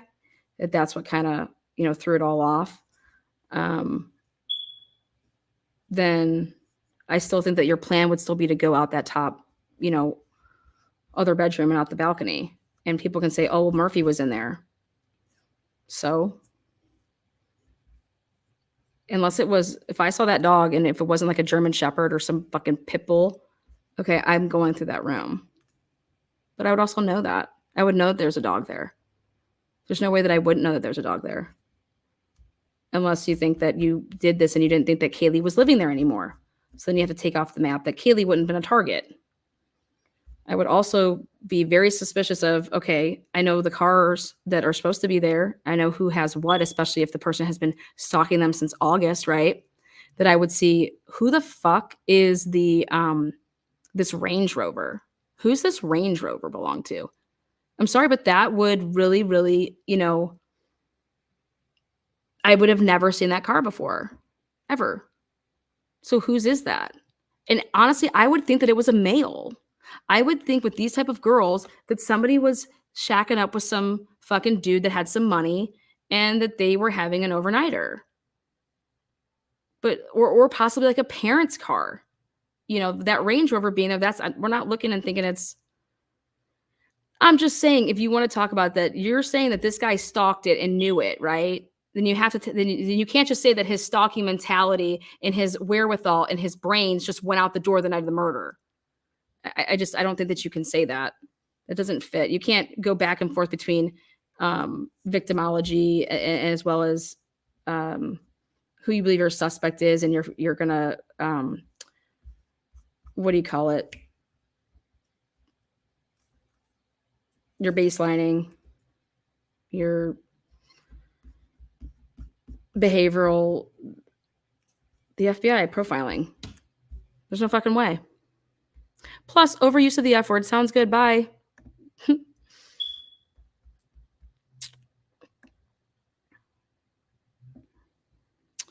I can't remember the last time I ever went to somebody's, like, watch a television show and said to myself, God, I don't like this content. Let me write in to the producers and let them know why I'm not going to watch it. I just don't watch it. That's when you know a troll. Like, I can smell a troll a mile away. But yeah, I've never had to go and tell somebody when I've watched something that, you know what, I'm not going to watch you anymore. I just don't watch them. Those are the people that we really need to look out for in the world. They're called sociopaths. They have some serious psychological issues. When you would type in on St. Patrick's Day, I'd be out drinking. I'd be out hanging with people that I enjoyed, not writing in a chat to say, I think this person uses the F word too much. Oh, fucking well, bye. I think it's a perfectly happy, good medium here. But I'm biased. So, yeah. But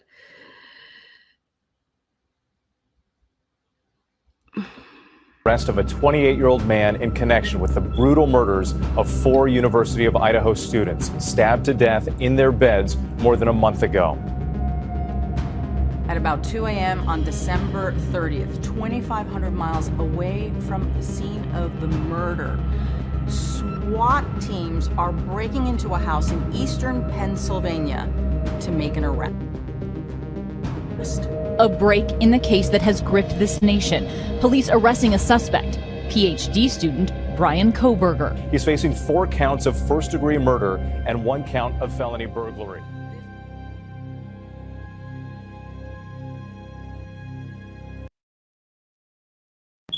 And now for my favorite last part. Ready? Do you want to know what I love when people write? No, actually, I think it's so crazy, but I have to say it. When people say, if it's not Brian Koberger, then who is it? Who could it be? And I'm thinking, wait, y'all followed this case for 7 weeks. Did any of y'all say that it was Brian Koberger? Well, if it's not him, then who could it be? Who could it be now? What? That is the most ridiculous statement. Please stop writing that. Please stop writing that. That is so not an educated sentence. Well, if it is not Brian Koberger, then who could it be? Oh, I'm sorry. I didn't realize that Brian Koberger was on the ticket for the past 7 weeks during the investigation, that Brian Koberger was even an option. Okay. So when people say, well, if it's not Brian Koberger, then who? Then you tell me who. Who could this possibly be? And I'm just like, are you really saying that right now? That has to be one of the stupidest sentences I think I've ever heard. I'm not even playing. Well, okay, you want me to tell you who? Okay, I'm going to tell you who.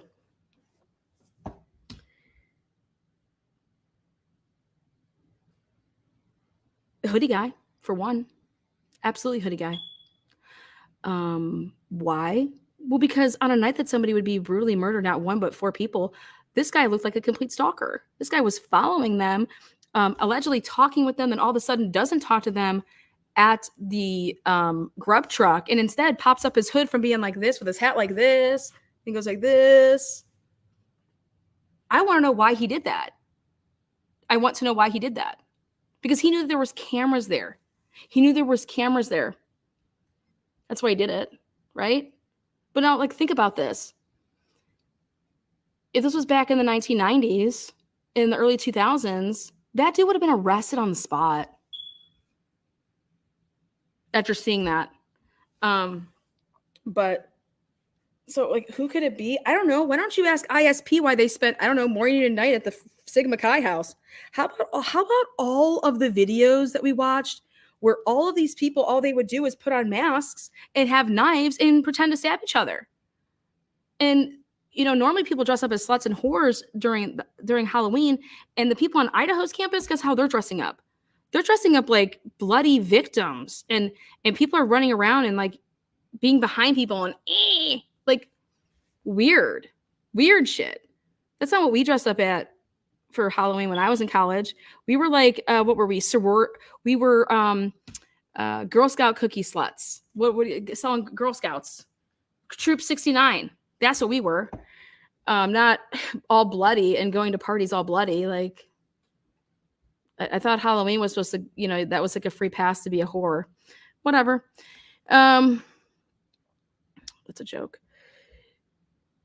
But so when you want to say who could it be? Well, I don't know. How about the police? How about the police that are on body cam talking about casing the joint and saying, oh, there's no stairs here? How about the police officer that's taking, I don't know, pictures of Kaylee's ID? How about allegedly Kaylee wasn't living there and all of a sudden she's there that night or that weekend and then this happens? Again, we would need the discovery to go through it and to say, you know, who we think, why, what, where, how. But anybody that's out there and says that then you need to tell me if it's not Brian Colbert, then who is it? And I'm just like, I don't need to tell you shit, number one, but number two, you're an idiot. Like, that is the most idiotic shit I think I've ever heard. And then I just want to ask you a question. Why is it Brian Colbert again? Why is it Brian Colbert again? I'm curious.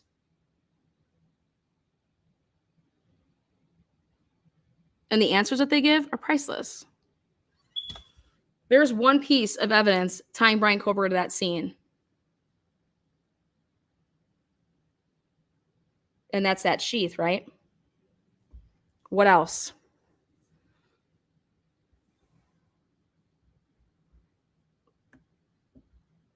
I've uncovered a lot of stuff on this channel, and I think the other thing that's interesting is that all these kids had run-ins with the police, and that's like the number one way to find yourself being on the side of helping law enforcement as like a CI and stuff like that, and is, hey, well, I have this on you, and we're going to go forward with this unless you help us with X, Y, and Z.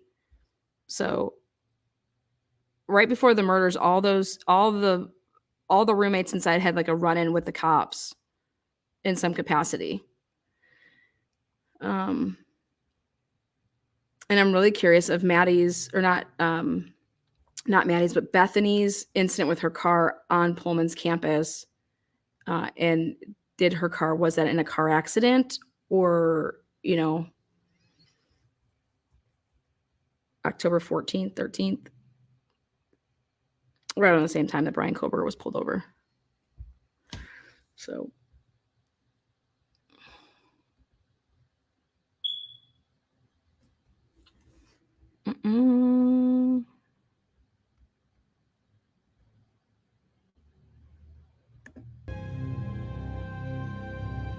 This was finally proof to the families that investigators had been working the entire time on this. This was a big step forward in hopefully the beginning of healing for a lot of people in this community, the university, the families, and bringing justice for those victims.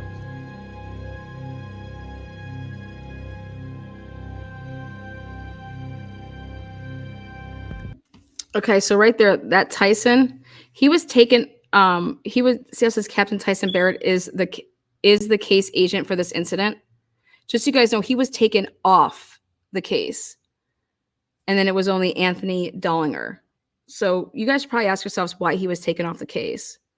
And my investigation leads to the fact that I think he has a daughter that went and possibly knew them, was on campus here.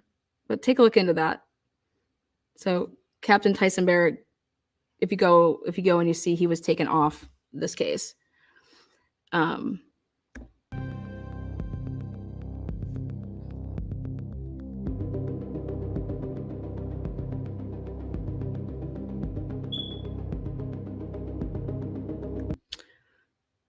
then let's see. Last video I'll show is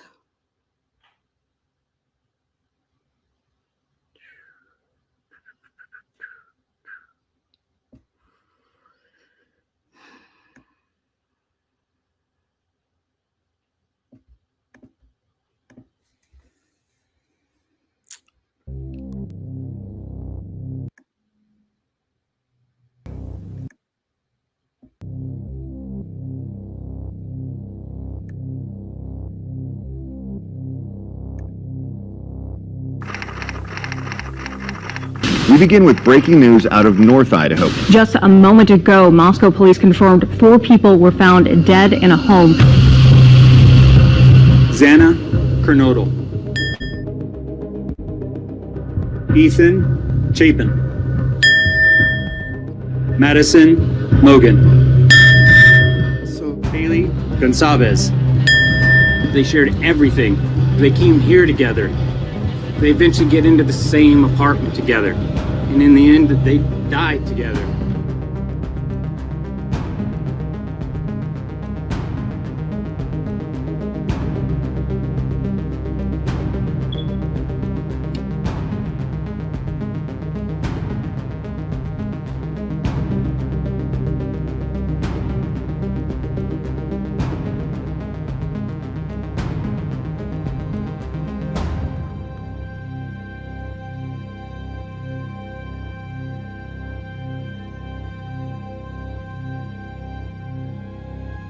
The other, let me get the names exactly right here. We know that Xana and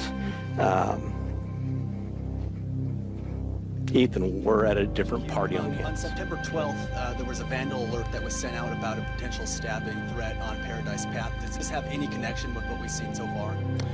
Not that we know of it, but we're following everything. Roommates who lived at that residence. Were the roommates home at the time of the attack? There was other people home at that time, but we're not just focusing just on them, we're focusing. Boom. There were other people home at that time. It was a simple question. Were the roommates home? There were other people home at that time. That's interesting, isn't it? Pretty interesting. He had a hard time answering that question. It's just a yes or no. On everybody that may be coming and going from that residence. So since they were home, was it a hostage situation? And then did No, it was not. they didn't call it into police? And then were they injured? They didn't call it into police, so were they injured?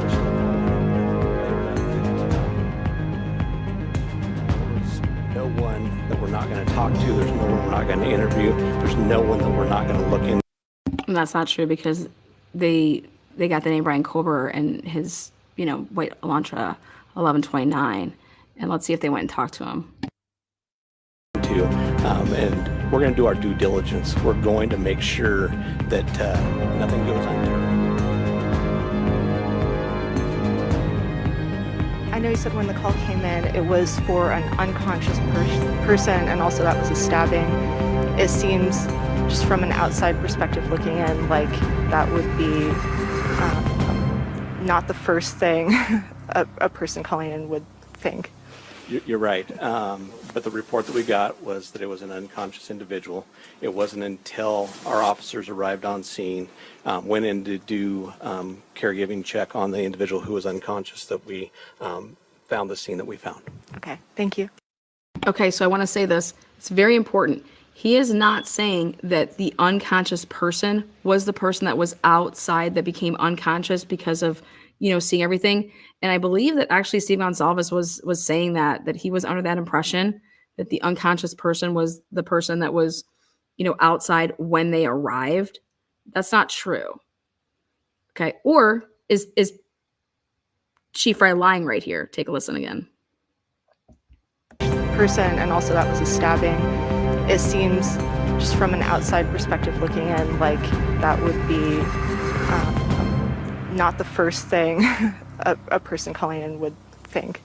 You're right. But But the report that we got was that it was an unconscious individual. It wasn't until our officers arrived on scene, went in to do caregiving check on the individual who was unconscious, that we found the scene.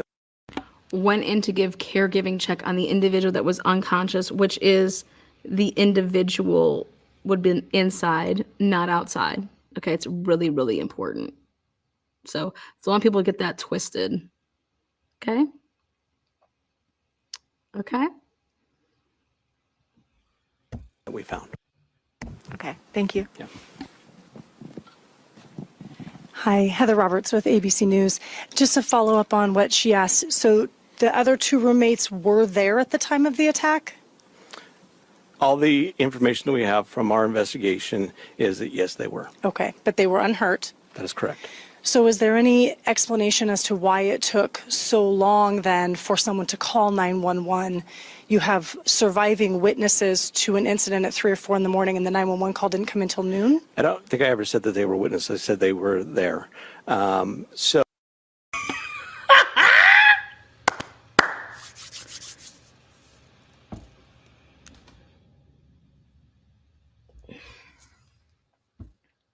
This is somebody who I would not vote for sheriff, just saying. So, you know, we don't know why that call came in at noon and not in the middle of the night. You don't? Would have we loved for that to have happened? Yes, but that's not how it took place. So you don't know why? That's why we're investigating everything still, to try to pull all the pieces together. Were they one of the people, were they the 911 caller? At this point in time,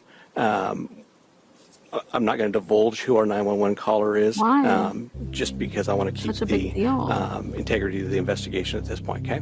Okay. And last question.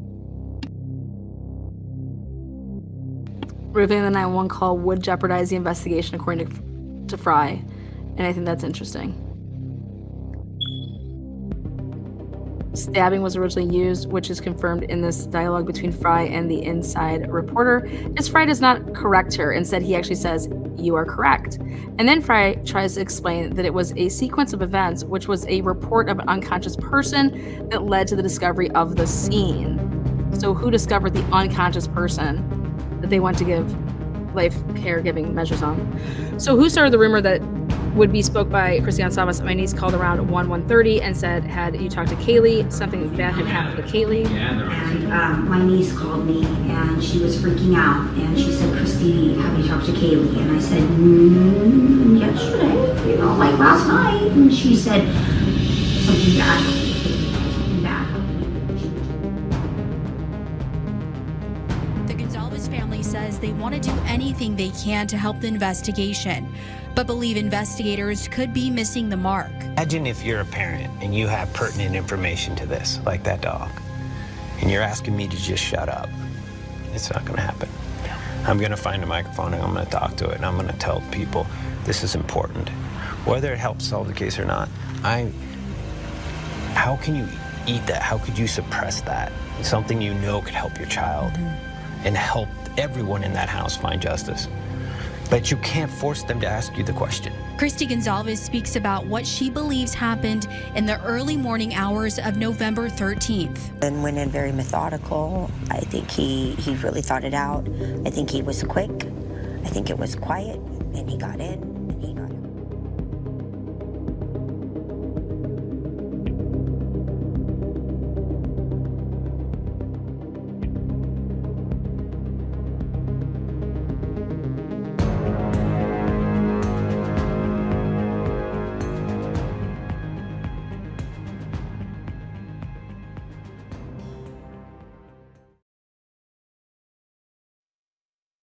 Or how he got out, which direction he came from, or how he escaped.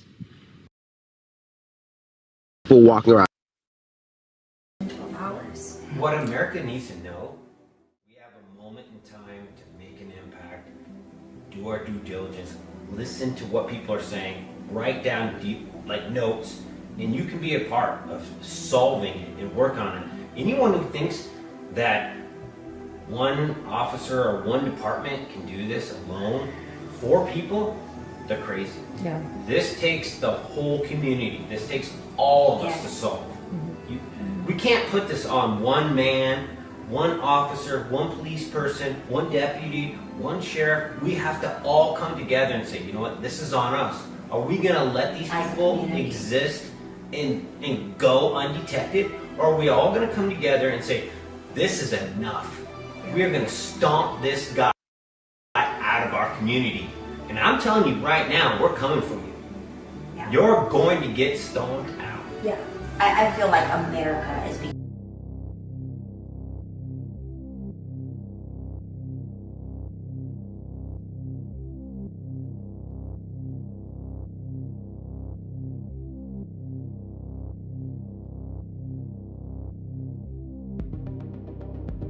built on. Explain all the things that they did. Yeah, they Ubered out together. They only went to known locations that they had been before. Private driver. They had a private driver. I apologize. There was a private driver that they had actually used before, so they knew him. They had a relationship with this We individual. knew him as a family member, and he really helped us. Yeah. He turned us on to the food truck stuff. Yeah. He was a great person. Good people, and then only went to like known locations with known people, traveled only together on well-lit, known streets to get food before taking a private ride from the same individual who had picked them up home to go eat. So listen to that. The private driver was the one that turned them onto the food truck, and having like the camera. It was not Jack D, or maybe they're just like not saying that it's Jack D, and it was, but I don't have any reason to believe that it's not. So remember how Jack D was at the corner club, and he was tired and he wanted to go home and go to sleep, and that's why he didn't go to the grub truck. Okay, but he would have known that they went there, because that was what the plan was, and wouldn't Jack D know that there was a camera there? So it's interesting that Jack D wouldn't be able to supply that information to, hey, check out the cameras of, the grub truck, and that they were able to actually get that information right away from the private driver. How did the family know who the private driver was? I would think the quicker way to go about that all would be go through Jack and, hey, well, where were they going after they went there? Or after they left the corner club, like, where did they say where they were going? And because Jack wouldn't have even known that they used a private driver. I mean, maybe he would say, well, they took a private driver out that night, so maybe it did start from Jack D. But I thought that Jack D knew that they were going to the grub truck, but he was too tired and wanted to go home. So Eat after a night of drinking, being 21, Ubering out, Ubering home with your friend, We were totally shot. and then going to bed. And we're doing everything the way that you tell your kid to go. Yeah. Don't be two girls all by yourself. Have somebody there that can walk with you. Everything was perfect. Everything was good. Yeah. All the way up to where they went to bed and went to sleep. Yeah. And that I can't control. As a family, we okay, everything was perfect until they went to bed. Maddie and Kaylee doesn't say like everyone went to bed, so everything was fine until they went to bed. Just saying. I mean, I'm curious about that. can't control what happens when you go to sleep. Yeah. You can't control what happens when you go to sleep. When you go to sleep, that's us as society. We have to determine, are we going to let these people be out here that can do whatever they did, sneak into a house, whatever it was? Are we going to allow that to be? Are we going to allow that to be okay? Yeah. Because we all go to bed at night. Yeah, what was their... Okay, now take a look at this. This is going to be used as evidence, and if it isn't, shame on Ann Taylor. This is how lit up that room was. So Brian Kohlberger or whoever was coming, see that neon light, so much light. But that's how light it was in that room, which is where the killer allegedly was coming from, where Dylan said that she, just as much as that light would show you who I would be walking, that light would help me see you in that doorway standing there a little bit like, do you guys see this right here? Do you see this right here? Do you see this? This is very, very bright. Very, very bright. You would see somebody standing right there because, I mean, unbelievable. Unbelievable. But this right here, that shows you how bright it was in that room. And that where Dylan is, she's like literally where that sign is, just to the left of it and one full step back. And opening up that door, okay, then it's going to change the lighting of that area, okay? Again, all things that, and you got somebody that's all jacked up, and if he would have ran into other people, like saying that he was tired, he wouldn't kill Dylan for those reasons, you're me on the jury.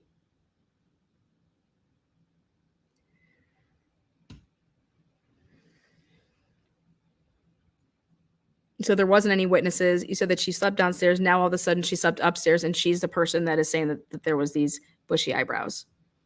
Interesting. What was their flaw? They didn't have a nanny cam in their home? What could they have done to be more? See, a nanny cam, in my opinion, still gets you killed. It doesn't, you know, I don't. They locked the door perfectly. Yeah.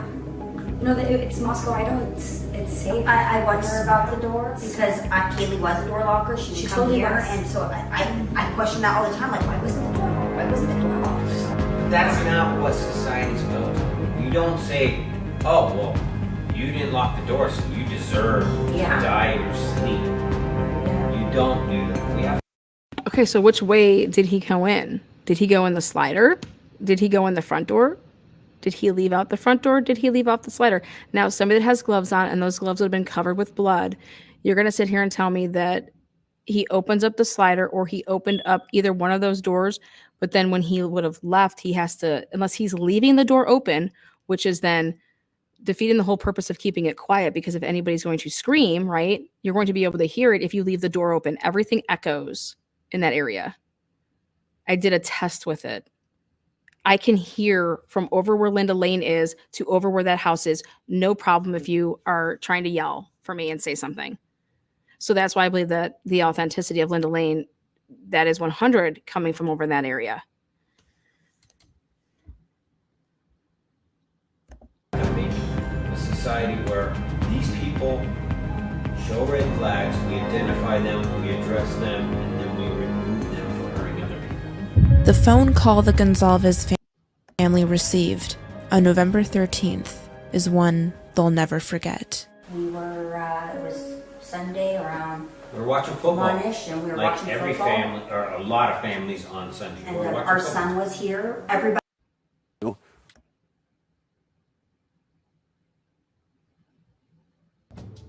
Where I don't think they did it. I think they thought it was a shakedown.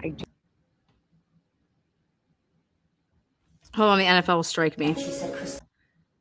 So hold on.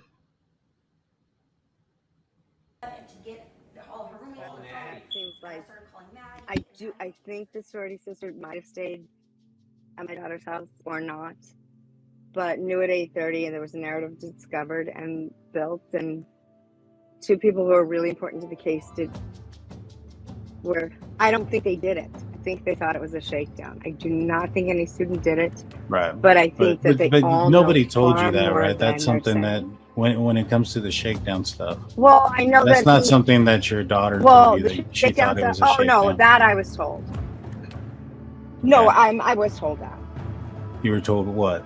How? When were you told There, that? they were. It was a drug house that they were there. The creeper was there, and there were people there. Okay. And Hold on. to buy Hold on. Who told you this? And when was this told? My child told me this. This was in the beginning. That And there she were was told by the student from University of Idaho?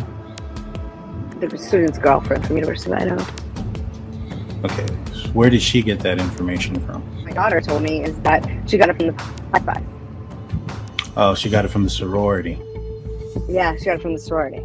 That's what she told me at the time.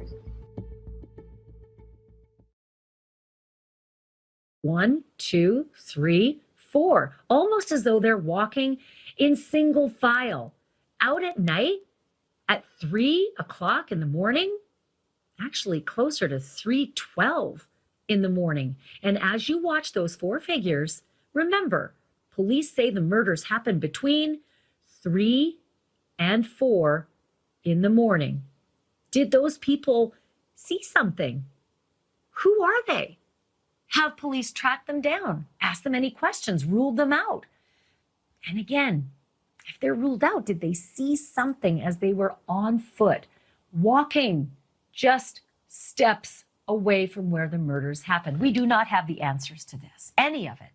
But as usual, our senior national correspondent, Brian Enton, is live on the case. And tonight he is standing in that exact location, right where that body cam action took place. So, Brian, for us looking at it on television, it's hard to get the exact perspective of where the officers were standing, what direction their body cams were pointing, and where those 4 mysterious figures were walking from and to, and how far away they were from the actual murder scene. So can you take me there and help us get a feel?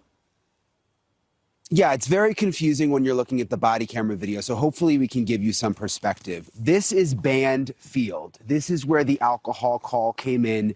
The young men were here. There was in the no field call. when the police first showed up. That is the Sigma Chi fraternity house right there. So the police walked those young men across the street. This is Taylor Avenue, right to this spot right here. I was able to identify it because of the fire extinguisher. And they were standing in this spot, the young men, and the body camera video was pointing. You wake up in the morning on November 13th. Can you just describe your day? So I don't remember like exactly when I woke up. I just remember like waking up and opening up my Snapchat, and there were dozens of Snapchat messages in all the group chats. And I just remember like, oh, this is kind of whack. And then like I got up and I was like getting ready for work, and then like when I kind of like woken up a little bit more, I started to go through them because I did not want to have to read a lot of shit early in the morning. And then yeah, I ended up like I was just sitting there scrolling through it, and then yeah, opened up the messages, and then there it was. It was like, holy shit, did you guys hear about what happened? Like, blah, blah, blah, blah, blah. And I'm scrolling up, and there's just, I mean, lines and lines and lines of text. Everyone's talking about it. Everyone's awake. I mean, and this is before 9:30 on a Sunday. And I remember that because I had to go to work, and I ended up not going because I wanted to be with my brothers, right? Kind of obvious. But yeah, and like I don't remember what exact time I woke up, but I remember like, yeah, we were all talking about it. We all knew about it. And like my boss and my coworkers were texting me later, you know, asking me like if everything was okay, and they had even heard about things. They heard like it was a shooting and stuff like that. So, and yeah, it was kind of weird because like at the beginning, everyone said like at the beginning, like the very first messages where people were talking about the stabbings, or like a stabbing had occurred. And then it changed to an OD, and it was just kind of weird. Like looking back on it, it changed to an OD so quickly, and like nobody questioned it, and like we didn't question it either because we knew there were drugs in that house, and like just genuinely thought like, okay, they got a bad batch, and that's just what happened, right? Because you see it on the news. It happens in bigger cities. So you said you had to go to work, and you said you had to be to work at 9:30. So this would have happened before, like you got to work. Yeah. No. Yeah. Yeah, no, this was definitely and it was like a I don't know 5-10 minute drive to work, and like I had to like get ready too. So you're talking like well before 9 o'clock in the morning at least. Hi, Heather Roberts with ABC News. Just to follow up on what she asked, so the other 2 roommates were there at the time of the attack? All the information that we have from our investigation is that yes, they were. Okay, but they were unhurt. That is correct. So is there any explanation as to why? All the information that they have from their investigation. So like they would not have people's cell phones, their data back yet. So when he's saying this at the time, they don't have people's cell phone data back. They don't have Dylan's, they don't have Bethany's. So that's why I'm saying everything that we have at this point, he's being very careful of how he's saying that. it took so long then for someone to call 911. You have surviving witnesses to an incident at 3 or 4 in the morning, and the 911 call didn't come until noon. I don't think I ever said that they were witnesses. I said they were there. So, you know, we don't know why that call came in at noon and not in the middle of the night. Would have we loved for that to have happened? Yes, but that's not how it took place. So. A big break in the case, a grainy image of a speeding car that could be the white Hyundai Elantra police are looking for. A night manager at this gas station in Moscow, Idaho, discovered surveillance video that showed a white sedan driving by on the night the 4 University of Idaho students were murdered. The timestamp says 3:45 a.m., right in the time frame in which police say the killings took place. The video has been handed over to police. It shows the car traveling on this road outside the gas station. It's just 1.2 miles from the house where the students were murdered. Who's out at 3:45 a.m. speeding? And this is significant, Harris, very significant. In a town.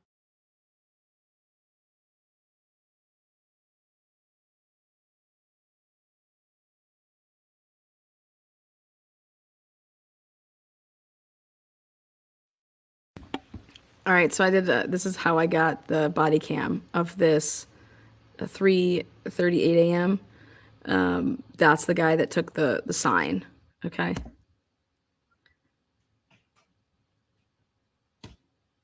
So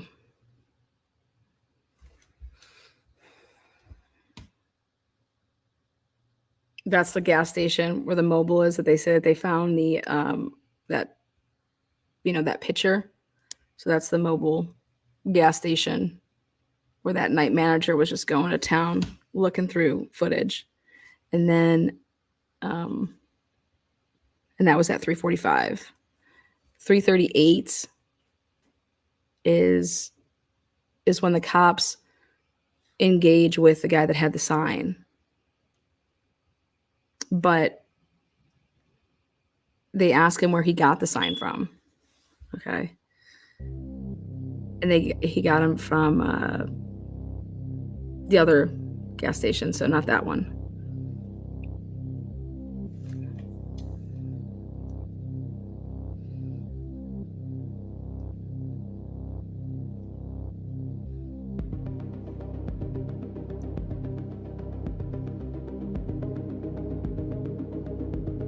See right there?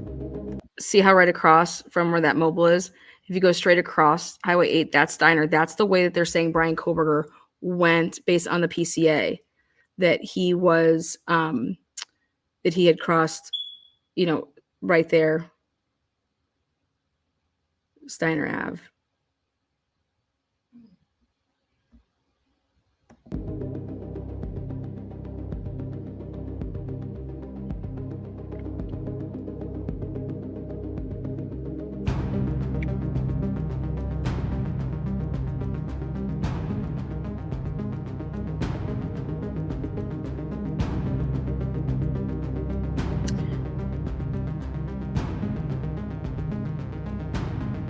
And so what I'm showing you is how far it is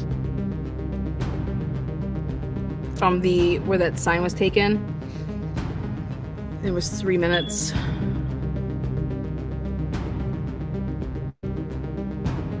Because I was trying to see if these police body cams and dash cams, if they would have caught, if any of their dash cams caught Brian Koberger's car driving around. Okay. Because he's already on campus. They say he's there at 3:26. Okay, so these undercover cops, they're driving around, they have their dash cam, and so I don't know if their dash cam was on, but if you're doing undercover type work, you might think that you would need your dash cam on and to have it rolling. So did their dash cam, do they have a dash cam that was rolling that night? And trying to show that where they were and driving around, would it have caught any of these vehicles?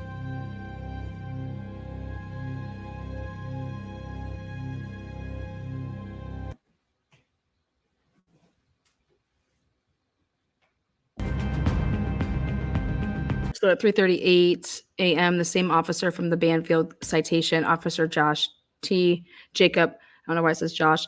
His wife was the dispatch on the 911 for the homicides, was involved in yet another plainclothes stop without anyone calling 911. Remember, nobody called 911 for Banfield. Nobody called 911 for the 338. They just call it in on the police radio log of what it is, and that's how it gets reported. But this time it was for a student named Cade who was walking and carrying a construction sign.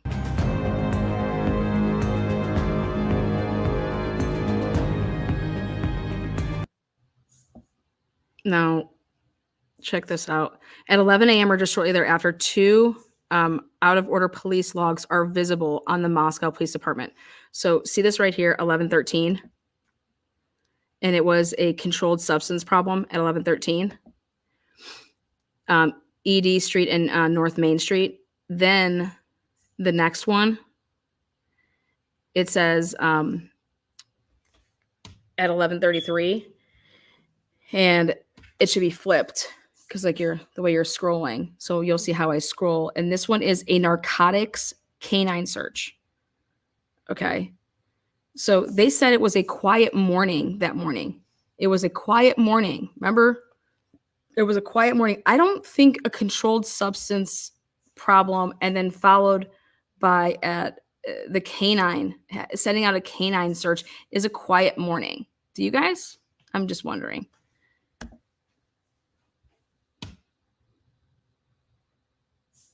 Again, officer requested the case at 11:13 a.m.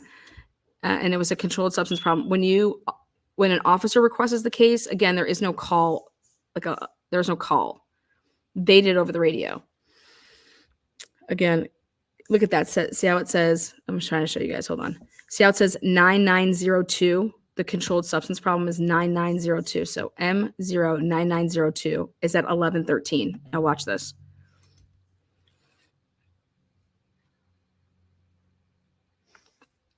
Now it's 9901, 11:33. Titties. Take that and smoke it. Narcotics canine search. This is a report, 11:33. How do y'all do math like this? So it should be the 9901. If you're taking these calls in order like you're supposed to do, then these numbers should be switched. So the 9901 should actually belong to the 1113 call, and the 1133 call should be the 9902. You get what I'm saying? Like, look at the timestamps. But here, narcotics canine search. I don't believe that you would consider a quiet day. Okay, quiet morning is when you send out a canine search. I don't believe that. Okay. That's interesting, right?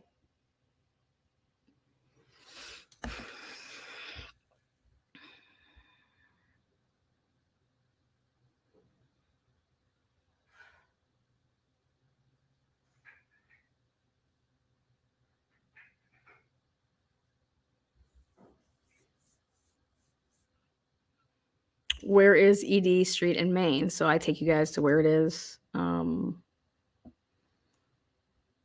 And then I show you guys where Dutch Bros Coffee is.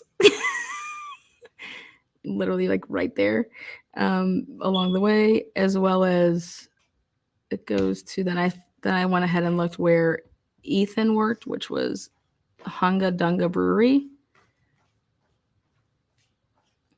But ED Street, because it doesn't give a, it could be anywhere on ED in Maine, but I would be thinking more of like centrally located. So I kind of just show you guys that area.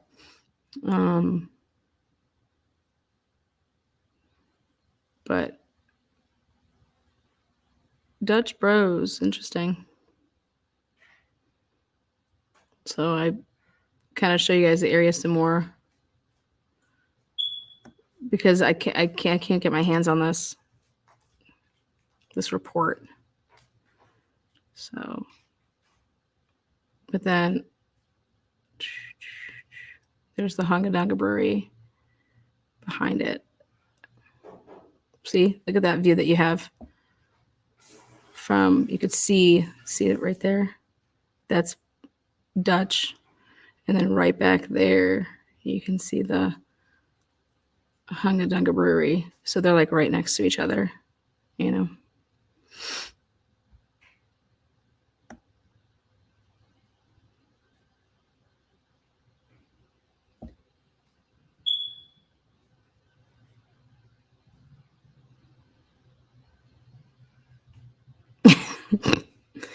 Again, D Street and Main are the two streets that intersect at Kaylee's work, and right behind that is the place where the Chapins took their formal dates that Friday night before and alleged possibly where someone worked and bus tables. I was told that Ethan worked there from a source, not sure if that's true. But then the Dutch Bros Coffee, and we can remember all the Venmos, coffee. But there was a canine search for narcotics on something that you would consider a quiet morning. I don't think calling out a canine search for narcotics is a quiet morning. And then literally just in 20 minutes here, it's going to come out, you know, the call. So 11:56. So that was 11:13, 11:33, and then now here 11:56. So that's the morning and what it looks like. So I would love to ask, what's his name, the writer, about that. You know, it was a very quiet Sunday morning in Moscow before the 911 call came in. How? There was just a 911 call with canine search being dispatched. Like, get the fuck out of here, man. 9:30 a.m. Dave doesn't go to work because of all of the snap messages about what happened at 1122 King Road. The PCA Brian's phone pings off of the Moscow Idaho cell tower at 9:12. Okay.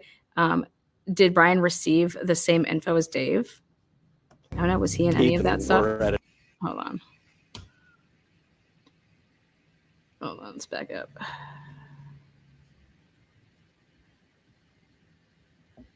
Okay. Sorry, I hit the wrong button.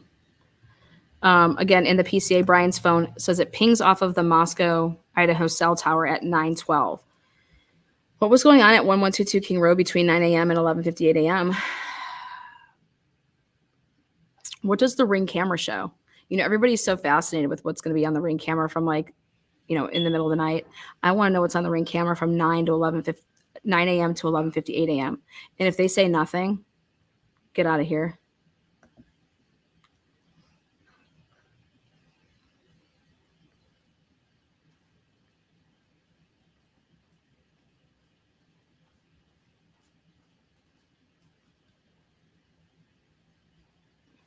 And then I show some stuff that I started working on, which is,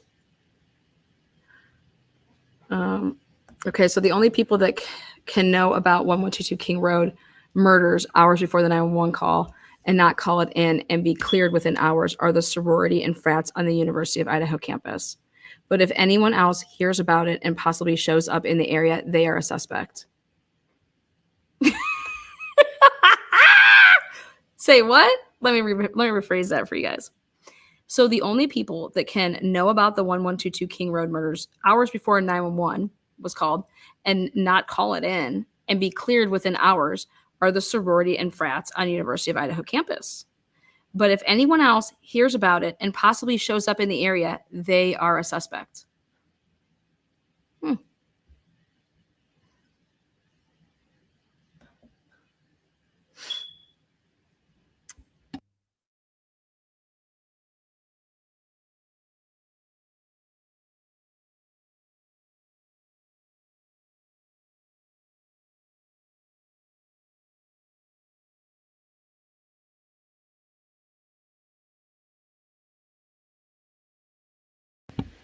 Body cam footage from 3:32 a.m. on 11/13/2022. TNT requested this December of 2022 and just received May 31st, 2023. That's how long it took them to get me this. This is what two officers were doing right before the homicides on King Road.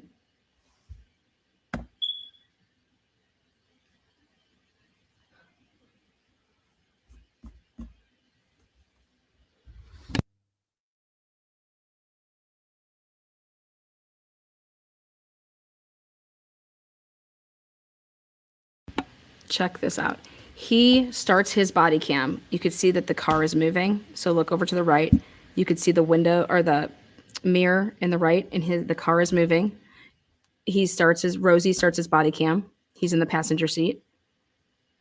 You could, like the zipper, you could see how it's moving. You're moving in a car. They're driving for a little bit of a ways. Okay. That's very interesting to me.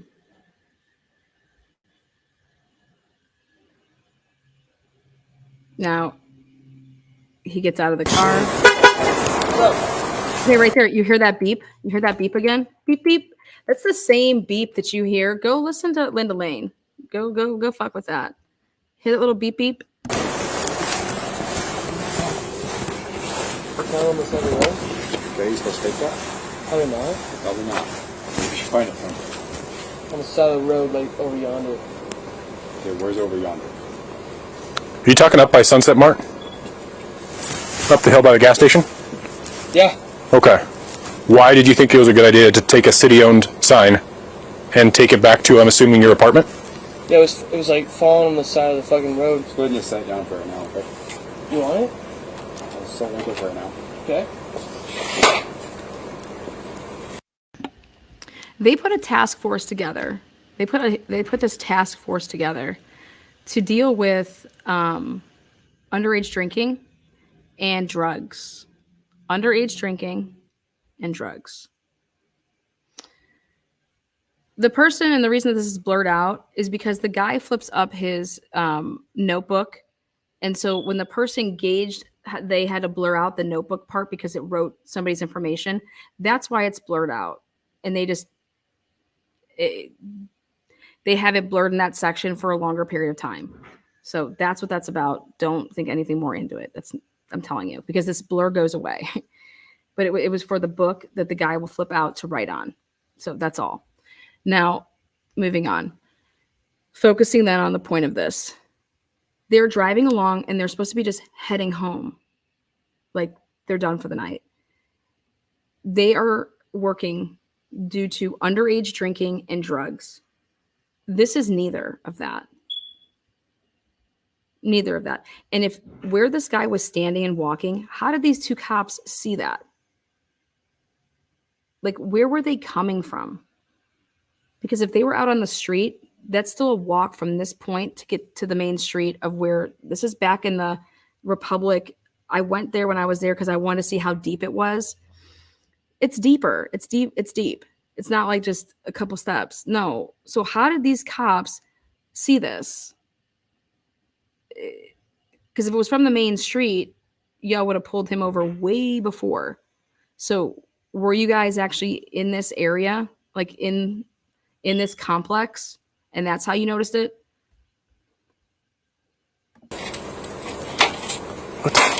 But this is what they're wasting your time with. Meanwhile, I do. I also don't, and I literally just was meeting him halfway.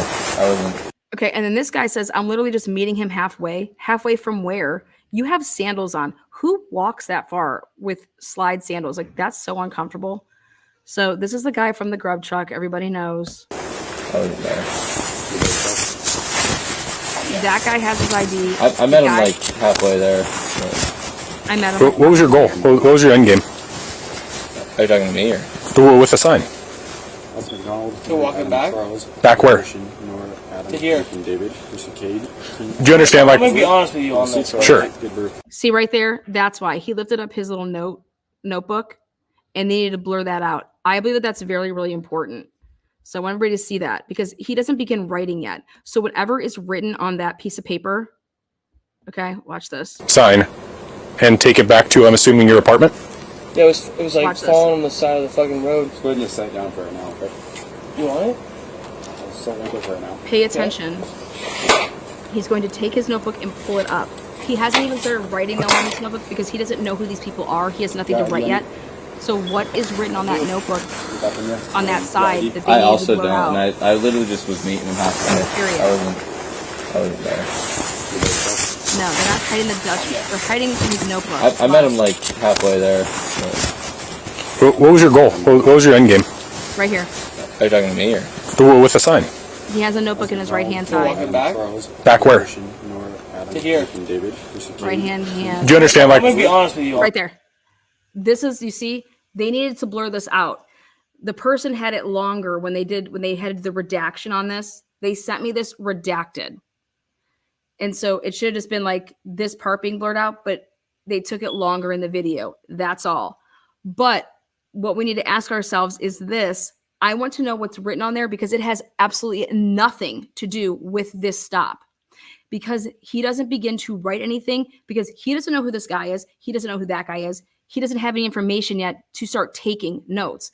That notebook and whatever is written on that page right there, that is from something else. Okay. And we want to know what it is, right? So let's think what these guys did. They were over in the band field, right? What time did they leave there? Then they witnessed this shit, which so is that from the people at the band field? I don't know if anything happened between then. I don't know if he made other notes, but whatever was written here when they went through it, they didn't want us to see it. That's all. Sure. See how it goes away now? Okay. Yep. Gotcha. So that is theft. Yep. So Okay. that's theft. And for what purpose? See his little notebook? None. Okay. Yeah. Okay. So you saw it was knocked over? It was knocked over. Or you just picked it up and grabbed it just because? It was knocked over. Okay. So you thought it'd be a good idea to just take city property, take it back to your apartment, store it inside? Just gonna bring it back. Yep. Okay. Yep. Okay. And what's your relation to this situation? No, I'm roommates. I just went to go walk and meet him because he said he was coming back. So I was like, I'll go meet up with him. Okay. Did you say I had a sign with him? When I got there, yeah. All right. Okay, so so he calls him to say, hey, I'm coming back. Coming back from where? Coming back from where? I'm curious because I'm just curious where this guy's walking from. He's by himself. And then his roommate, he's like, okay, I'll come walk and meet you. And then I'll walk back with you. Okay. That's what he's saying. And he does have different shoes on. Then he has these slides on. He did not have those slides on earlier. That's not what he was wearing. So he just slid those on to then go meet homeboy. Let me get your info, my man. What's your last name? Villa, V-I-L-L-A. First name? Hayden. Hayden. I have no intention of taking you to jail. Middle initial? D. I wasn't trying to do anything. What happened to your head? I was. This? Right there. What happened to your head? Oh, dude, weeks ago. Oh, really? Oh, dude, I swear to God, that was 3 weeks ago. Story of my life. You did. Date of birth? Yep. We didn't ask. He didn't ask you when did that happen. He asked you what happened to your head. You understand that? That's the question. The question is what happened to your head, not when did that happen. What happened to your head? Okay. His answer was, "Oh man, that happened like 3 weeks ago." I swear to God, man. I swear to God. Awesome, but I didn't ask you that. Like, does anybody listen anymore? What happened to your head? Oh man, that happened like 3 weeks ago. Oh, I didn't ask when, but okay, thank you. But then this cop doesn't fucking say shit about it. He doesn't say, I didn't, you're gonna stop them because they have a stupid ass construction sign. 2001. Oh, so you are 21. Oh, yeah. Okay. Yeah, I'm 21. You are 21. What does that matter? Think about this. What does that matter? Oh, so you are 21. Why would that matter? That has nothing to do with anything. Y'all understand that, right? This has nothing. Him being 21 has nothing to do with a sign. So you are 21. What does that have to do with anything, Rosie? It has absolutely nothing to do with anything. Oh wait, but that's right because you're on the underage drinking task force. You're on the drug undercover bullshit. But yet here you are. This is what the fuck you're doing. Meanwhile, people are getting stabbed in a house, and this is what you're doing. But why you would say anything about, so you are 21. I didn't realize that being 21 or not 21 had anything to do with theft. Like, I wasn't. You have a driver's license? Not on me, dude. But what's in general? You have a driver's license? Yeah. What state's it through? Idaho. Idaho. Okay. No, I literally he told me to come back. I went and met up with him, just walking back because I like to walk around at night. Like. But you knew you had to sign with him. Once I got. I like to walk around. Is he a suspect? The night of the murder, he's just walking around. He likes to walk around. I'm just saying, we want to talk about like how ridiculous this is. Got there, yeah. And I got there, I was like, what the? Did you realize that he had the sign with him when you got to him? Yeah, Fuck, and he's like, oh, I just grabbed this. Like, okay, I'm not gonna argue with it. Like, you were okay with. Listen, these are the type of people that would be asking and doing the interviewing questions with this murder. Listen to how they conduct themselves. Okay, but I'm not gonna be like, yo, like. You didn't say no to it, though. Yeah, but like, what do you want me to do? Like, you think I'm gonna be like, oh, fucking go put that back? He Like, didn't know I had it until he saw me. But once he saw you with it, he had no issue with you. You had no issue with him taking city property? Dude, I didn't think, dude, if you think I thought that much of it, I didn't think that much into it. I literally would just went and met up with the kid. I mean, whether it's a sign, whether it's, speed limit sign, mild poster sign. No, I get that. It's not yours. It costs money and you're taking it from somebody else. In this case, the city of Moscow. I didn't touch it. I didn't even think about the fact that he touched it. I literally just said, what is that? And he just goes, oh, I just grabbed it. I was like, okay. I was like, that's not my deal. Okay. Do you live here? Yeah. Are you his roommate or anything? Yeah. Okay. All right, man. Check tight. Moscow 77, check one. Last of Via, Victor Ida, Lincoln Adam. First of Hayden, Henry Adam Young, David Edward Nora, Middle D David. DOB is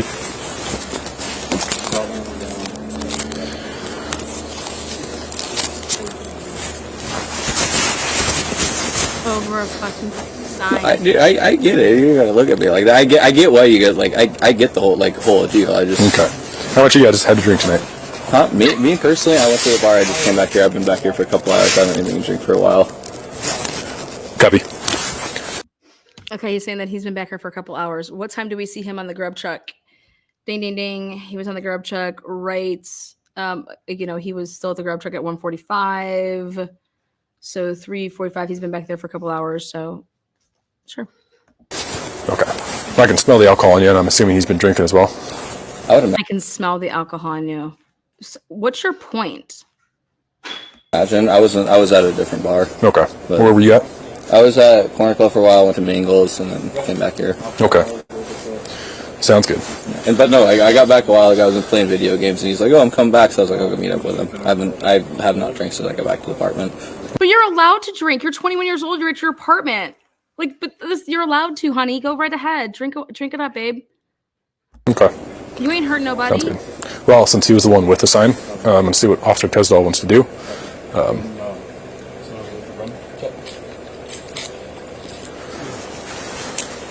Yeah. Me? You. Yeah. When you say they're okay. Now they're gonna go converse stuff. Now this is priceless. He said he was out drinking. This buddy was out drinking somewhere else. He walked back. He's been playing video games this whole time. He's sticking with the story that he had no idea this guy had a sign, or that he knew the guy had a sign, but he was very blatant about the fact that once he got there, he saw his friend had a sign, didn't think anything more of it, and was like, dude, okay. So, maybe anything with him or him? Yeah. I mean, like, what's it, petty theft? Yeah, for that guy. If you're going to charge him, I mean, complicity or what's the term they use over here? Complicity. Accomplice. So he basically didn't assist him in taking it, but he also made no effort to stop him. I think it's pretty weak in terms of charging him. But that being said, with him admitting he picked it up, took him, I don't think I'd do anything with this guy over here. I'd probably cut him. Yeah. If they were walking together and both grabbed it and both took off, I'd go a different route. But with him walking up and then being like, we're walking back. Well, if you don't get him, I'll get this guy a second look. Okay. Hayden is, Is your guy 21? He's an accomplice to what? All right, Hayden, you're free to go. You can head back inside. Yeah. You're just going to hang out a bit. You're going to get a citation for theft, so. Okay. Do you want me to take it back? Once we're done here, yes. Okay. Yes. Okay. Fuck you, take it back. Do you want me to take it back to like falling down where I found it, or? Go. I'll leave it up to you to make an adult choice. You're an adult. Okay. Take it up, stand it up, if you can, to near where you found it. If you're unable to stand it up near where you found it, at least set it on the sidewalk because it's a sidewalk close sign. I'm not gonna throw it on the road, I promise. Okay. How much does the citation go for right now for this? It's gonna depend. It's gonna depend. So. I'm really sorry for this, by the way. Yeah, what this seems It's just I don't know. unnecessary and needless. It really is. I know. I feel bad about it right now, especially now. Were you trying to be funny? Like what? It was all funny. It was Okay. not like I'm trying to like steal this and keep it up in our house. Okay. I told him it probably would have ended up out here eventually, and we didn't want to do that. But. Okay.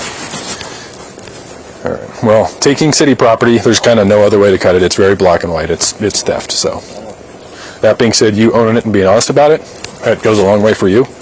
I'm really trying to be honest right now. You a student? Yes. What year?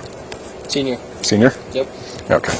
So I don't even need to go over the you should have known better. You've had the cop talks with our campus officers. Like Many times. Yep. Yeah, this one's on you, bud. Oh, I know it. I know it. What's your degree in? Secondary ed. Oh, right on. Secondary ed. You got any jobs lined up after school? Yep, I do. Where at? Clark Fort. Oh, really? Idaho. Nice. You know where that is? I know the general area, but I've never been there. So. It's a really cool place. My dad taught there. Oh, really? Okay, can I ask you a question real quick? Sure. How'd you guys know Know what? that I did that? You just drive by and see it? Yeah. Or, Let me. I'm just wondering. Let me preface this by how many drinks you had tonight. How many beers you had tonight? Like quite a few. You're not going to get in trouble for it. It's not like quite a few. No, I know. I'm 21. I can drink. No, it's fine. But, probably like 7 total, I guess. Yeah. But shots wise, I don't know. No. Yep. So you're fine. I'm not too fucked up to where like I don't know what the fuck's going on. Let me tell you from our point of view. It's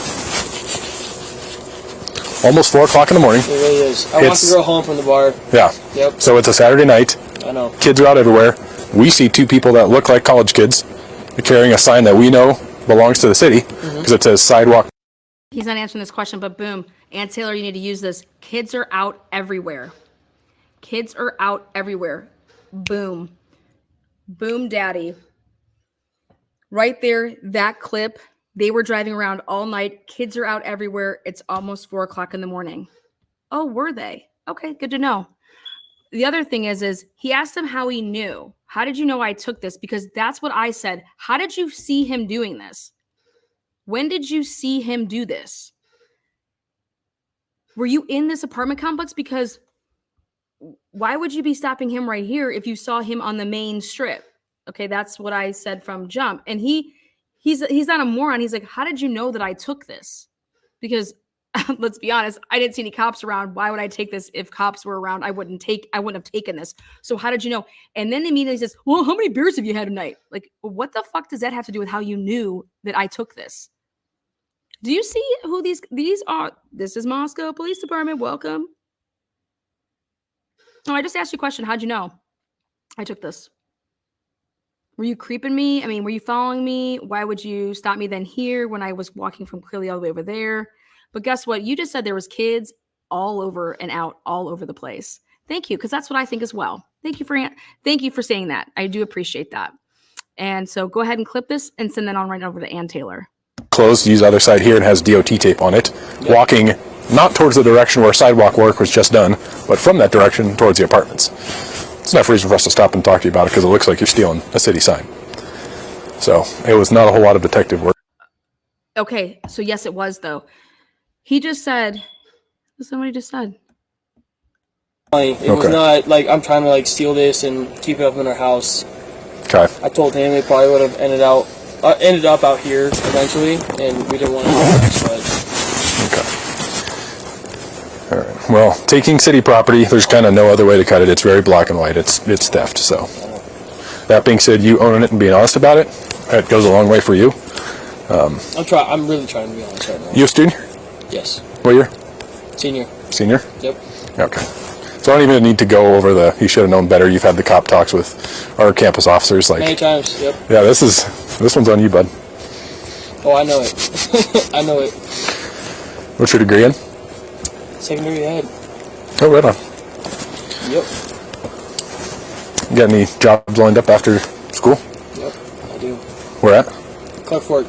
Oh, really? Idaho. Nice. Mm-hmm. You know where that is? I know the general area, but I've never been there. So. It's a really cool place. My dad taught there. Oh, really? Okay, can I ask you a question real quick? Sure. How'd you guys know? Know what? That I did that. You just drive by and see it? Yeah. Or... Let me. I'm just wondering. Let me preface this by how many drinks you had tonight. How many beers you had tonight? Like quite a few. Why are you prefacing that? What does that have to do with how you knew that? So why are you prefacing that? Do you not know the answer? Or can you not say the answer? You're not going to get in trouble for it. It's not like quite a few. No, I know, I'm 21. I can drink. No, it's fine. But, probably like 7 total, I guess. Yeah. But shots-wise, I don't know. No. Yep, so you're fine. I'm not too fucked up to where, like, I don't know what the fuck's going on. Let me tell you from our point of view. It's almost 4 o'clock in the morning. It really is. I walked the girl home from the bar. Yeah. Yep. So it's I walked a girl home from the bar. Who did he walk home from the bar? I walked a girl home from the bar. Now, listen to this. Saturday night. I know. Kids are out everywhere. We see 2 people that look like college kids carrying a sign that we know belongs to the city because it says sidewalk closed, use other side here, and has DOT tape on it. Yep. Walking not towards the direction where sidewalk work was just done, but from that direction towards the apartments. It's enough reason for us to stop and talk to you about it because it looks like you're stealing a city sign. So it was not a whole lot of detective work. It was just, well, pretty out of place, but not a whole lot more to it than that. What's your name? Nate. What's your last name? Rosendahl. Oh, okay. You know Paul? Like last name Paul? What's his first name? I couldn't tell you. My friend, the one that you slept. If it was obvious, then you would have pulled him over on the actual main street. You know, the actual main street. They don't get stopped until right here when they're about to go into their apartment. Okay. So my question is you guys saw when he turned on his body cam. Okay. And they had to drive a while. Okay. Like they were just like driving around. And so I don't believe that they did see him take this sign. But if they did, so they're following him to see where he goes with the sign. Okay, let's go ahead and do something with this. But then wouldn't they know where that guy came from that was like with him? Like, what are you doing? It's very interesting. Very interesting. And I have no idea what alcohol would have anything to do with how you knew that he took the sign. And, but thank you for telling us all that there are hella kids out there. Yeah. He's talking to this girl, Katie Paul. Okay. Last name Paul here, apparently, is her brother, older brother. Okay. I was wondering if you knew him. No? Doesn't ring a bell. Should I know him? Maybe. I mean, like, apparently he's a cop here. Apparently. That's what I've heard. So, I was wondering. I mean, like here in the area or here from Moscow PD? Here. Okay. Yeah. Yeah, I don't know, man. You know how old he is? I wish I really knew him, but he's probably like 25, 26, something like that. I don't know. Okay. Yeah. Okay. By the way, you look very formidable about your job right now. I'm appreciating that. What do you mean by that? Well, like most cops normally, I feel like around U of I, they kind of like let shit go half the time. Yeah. I think. Have you been here before? Have you been here? Yeah. Like to identity? Yeah. I mean, for other calls and stuff, but not for this. Last year we had like so many noise complaints because the girl above us was always calling the cops. We had so many noise complaints On us for being loud. Yeah. And like, the cops were always super chill about it. Like, just coming here and like, hey, be quiet. Okay, so I want to show you guys how far this is. Let me show you. Google. Earth.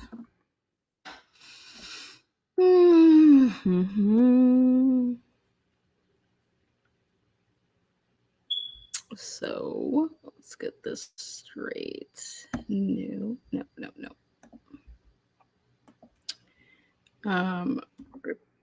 Republic, Moscow, Idaho.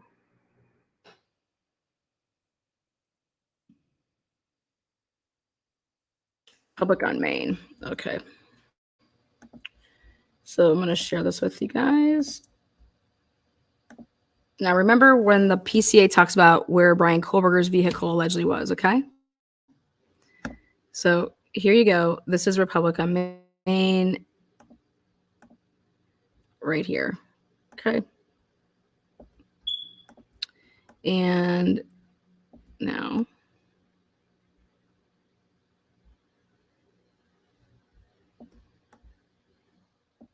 so back here, this is where it was. I'll zoom in. All right, so they're back over here. You have to come off the main road, make a right, and then you're driving back in through here. Okay. Driving back through here, here, here, here, and then they pull up right into here. Okay, or right into here, one of these two spots. But this is how they drove in the back, and like they're already walking back over here.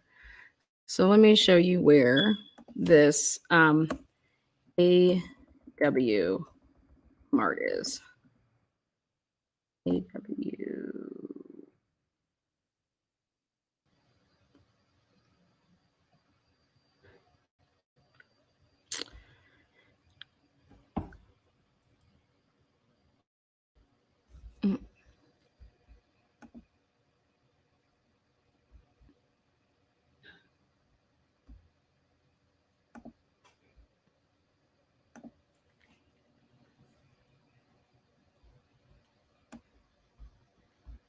See this? See that Sunset Mart right there? You got that up by the Sunset Mart? Okay, I've actually been in there before. All right. And this is where they took it from. This is where he's saying up by Sunset Mart. Okay. Like, where'd you get that from?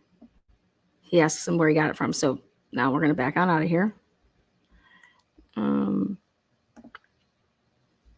Okay. Let's go back a little bit further. Okay. Now.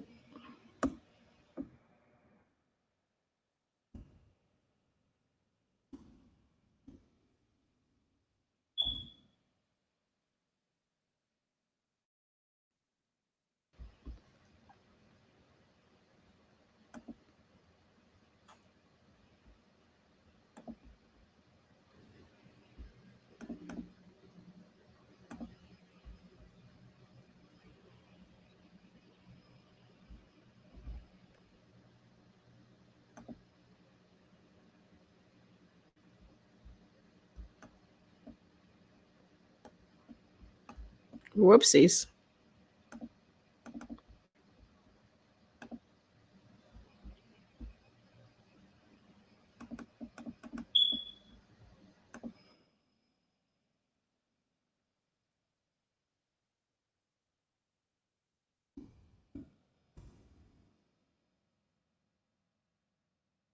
Okay, so Republic on Main.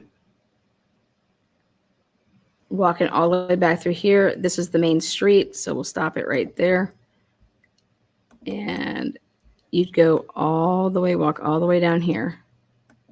This is where it's at. So you're walking all the way down this. So if you, in fact, watched him walk, right?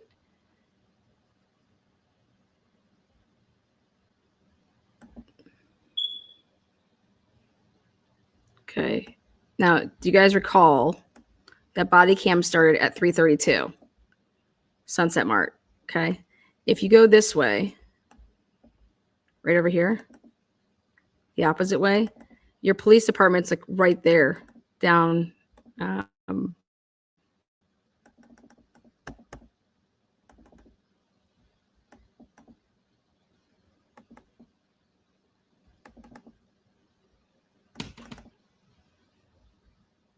Down over there.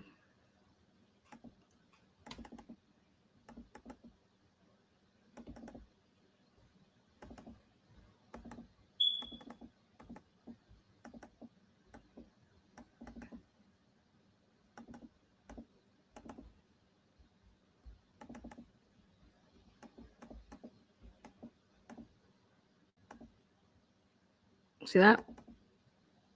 There's your police department. Okay. Now, right up there, this road that travels right back in through here, up there, guess what street that is? That is none other than Indian Hill. Indian Hill. See that? So again, now it's really important because I'm going to tell you guys that if you go back and look at the PCA, they say that that white Hyundai Elantra is seen at, and it just lands, boop, 326. And it goes from Indian to 700 block to then over to Steiner. It goes like 327, 329. And it is no longer seen on any cameras after it being on Steiner. Check this out. So you guys are ready for this, right?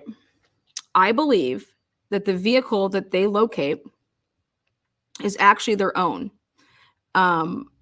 Because let's go back over here.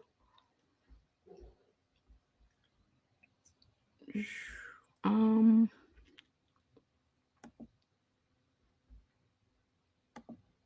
wait. Oh, no. It's not what I wanted it to do. Hold on. Fuck. Google. If he truly is going to try to go the route and say that he saw this man take it, you know how long it would take to walk from that store to that location? I don't believe he saw him take it at all.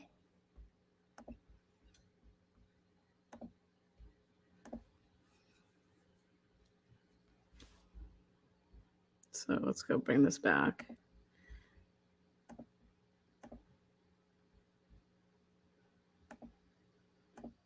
All right, so there's Republic on Main.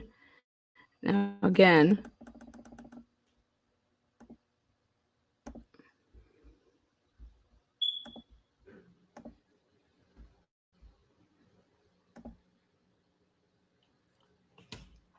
this is your main street. Okay, look at right there. You could just, if you go that way, you're going to go towards the campus. Right here, if you walk back in through here, or drive rather, that this is Republic on Main. Okay. And remember when I said watch at the beginning of the video, and you're going to see how long the cop was driving, and you're able to see these, you can see like trees. And so from his body cam, you can see, so let's go to, again, I'm going to add this so I can show you when he turns on his body cam.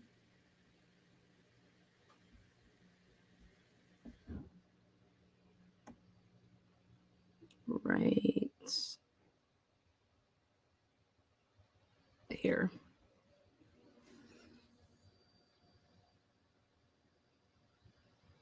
$3:32 a.m.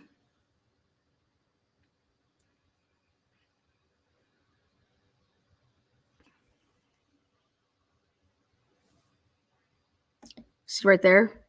You can see the mirror over to the right. That building looking thing. And then watch, you have trees. So that building. Look how long they have to drive. Okay. Like you didn't see him do anything. But I want to know how long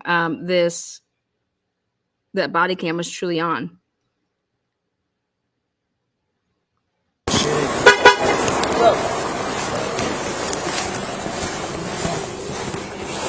Not on the side of the road? Okay, you supposed to take that? Probably not. Probably not. Where did you find it from? On the side of the road, like over yonder. Where did you find it from? Okay, where's over yonder? Are you talking up by Sunset Mart? Up the hill by the gas station? Yeah. Okay. Why did you think it was a good idea to take a city-owned sign? Okay, now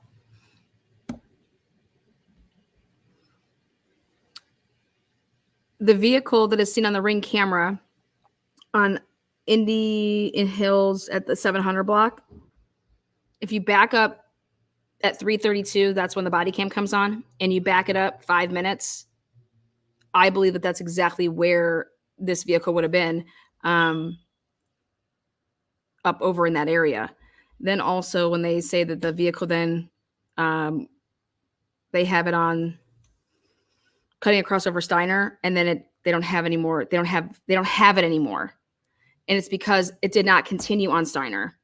This vehicle, if this is the vehicle, depending on what it looks like, this vehicle went and made a right on Main and then traveled down Main and then turned right into the Republic right here.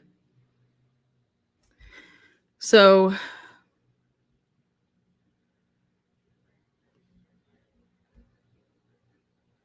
their dash cam also would have had, if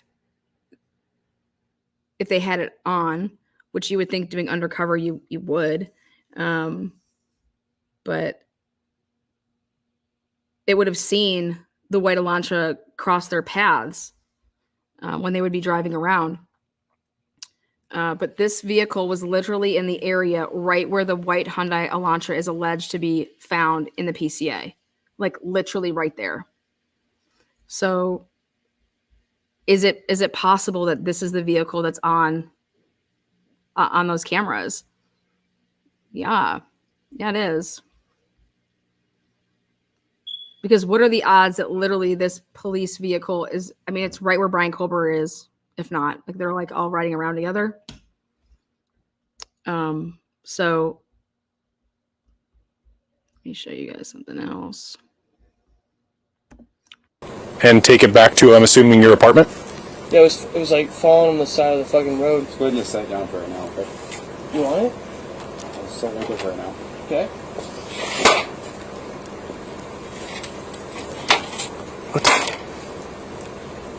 You got ID on you? I do.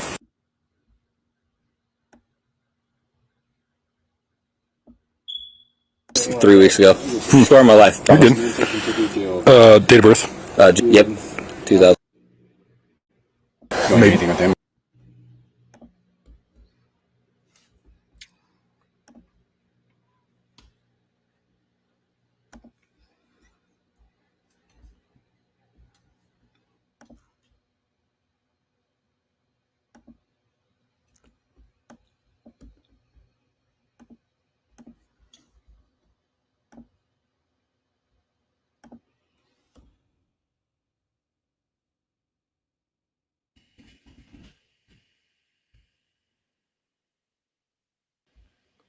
Right there. Boom. Okay, so right here, Moscow Police Department, 700 Indian Hills Drive. This is the way when you'd be coming out if you went back up and around this way. And coming around here. And coming around here. And then you come out right here. Come out right here.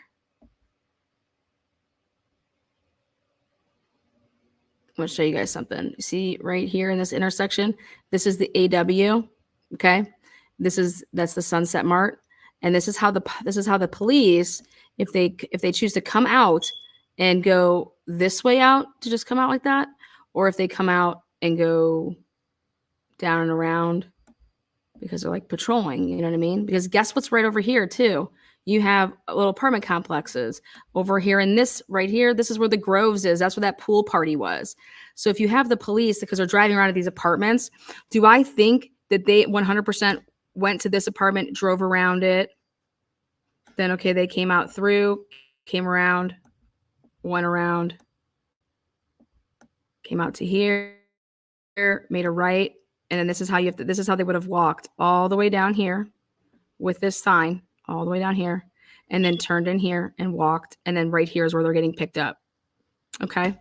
No, they didn't see them do any of that. They went to that apartment complex, took a look around, and they drove through. But right here where they would have been, put my walking right here, this little intersection here.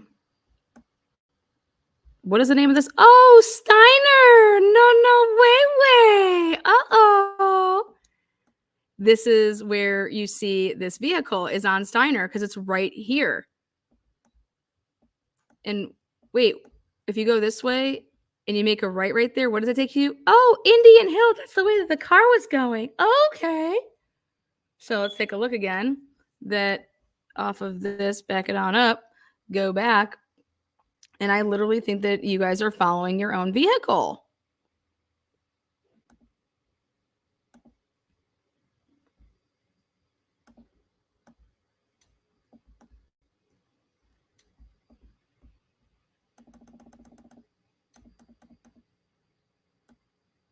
Right here, this intersection right here. This is Steiner. They don't have this is where they lose sight of it. You want to know why? Because they can't talk that it went this way and went this way and went this way. And where's it go? Oh, right in here. This is Republic. They're checking this. Then this is the next one they went to. As far as apartment complexes. You're not going to see this guy walking down the street with this, okay? Like this, like so. And say to yourself, we're just going to, we don't see him driving on this road at all with his body cam on. And they're going to wait. Let's just see where he goes. Excuse me? No. And you know how slow you would have to be going to follow him like that? No, that doesn't make sense. What makes sense, though, is that right here at Steiner, it's 329 on the PCA that he was on Steiner. He was over here, this car right here on Indian Hill 700 block right here. And so then you go up around and it takes you all around. All right. In this area. That's the 700 block. And this is all at the same time as this vehicle is being seen.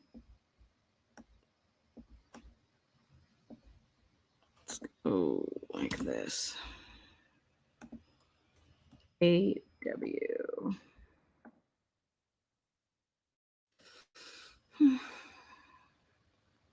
Yep. Right there. And then, so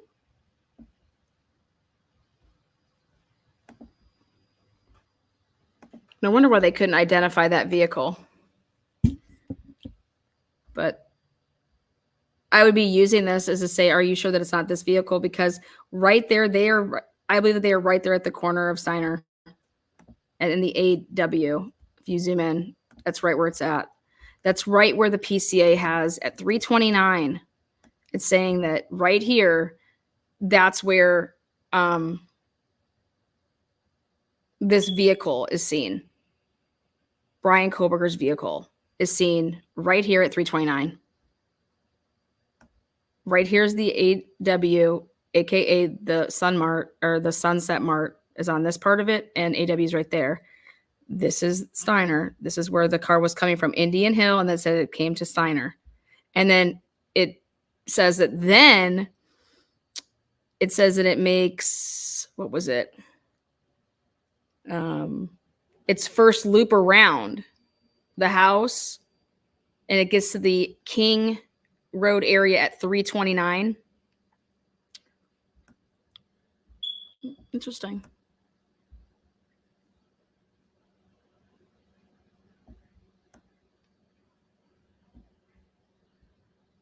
Well, I think you should look at that Steiner vehicle to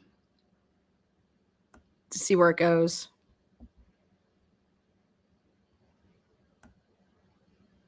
Because that's really, really, really, those cars would have passed each other. Because then right here, this is that apartment complex. And he walked from all the way here on the sidewalk. He wasn't like up here grabbing it. It was just right there on the sidewalk. He grabs it. And then in his report, he actually says that it came from the police department. So you can take that for what it's worth too.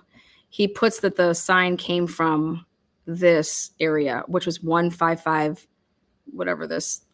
And when I looked it up based on the type up report, they put it back at this area. And something that's interesting is That's where, obviously, that's the police department. But right here is that, what do you call it? If he walks somebody back home, I'm curious if he walks somebody to the Groves, and then from the Groves was then going to walk, home like this. And on his way, he grabs that, But where they went ahead and placed that sign that they took, they didn't place it here. They said that it was taken from 155 South, whatever, Southview, and that's the police department address. So that's something that's interesting to me. And if this guy says he's going to like meet him halfway, so he comes up out of bed, and he said when he already met him, he already had the sign. Well, I can tell you that. I mean, you guys can decide what you think halfway is, but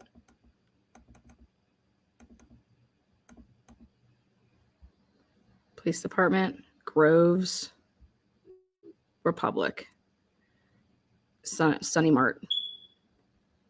And all of that's going on while Brian Koberger is coming up from the same area from the 700 block to Steiner. And then they're going to say that one of those loops of the car, that's his first loop into and around the house. So, but just interesting. And if they had their dash cam running, they should have caught that car. They could have. But they could have been still like making loops around instead of stopping people for stuff like this, I guess. But especially because that's not what they were supposed to be doing that night. Like, your job was undercover for like underage drinking and drugs.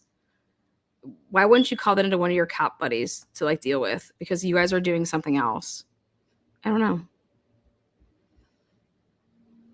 Anyways, enjoy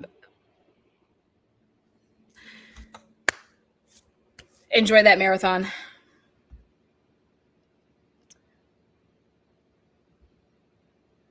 But they got that idea of that car wrong. So, curious why.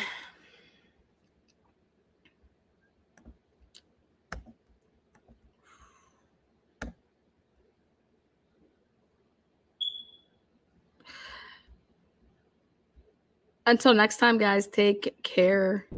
Over and out. Investigators are working all right. Not just Moscow Police Department, but many agencies across Idaho, as well as Washington, and even nationally, with an FBI task force of more than 42 agents assigned to this case.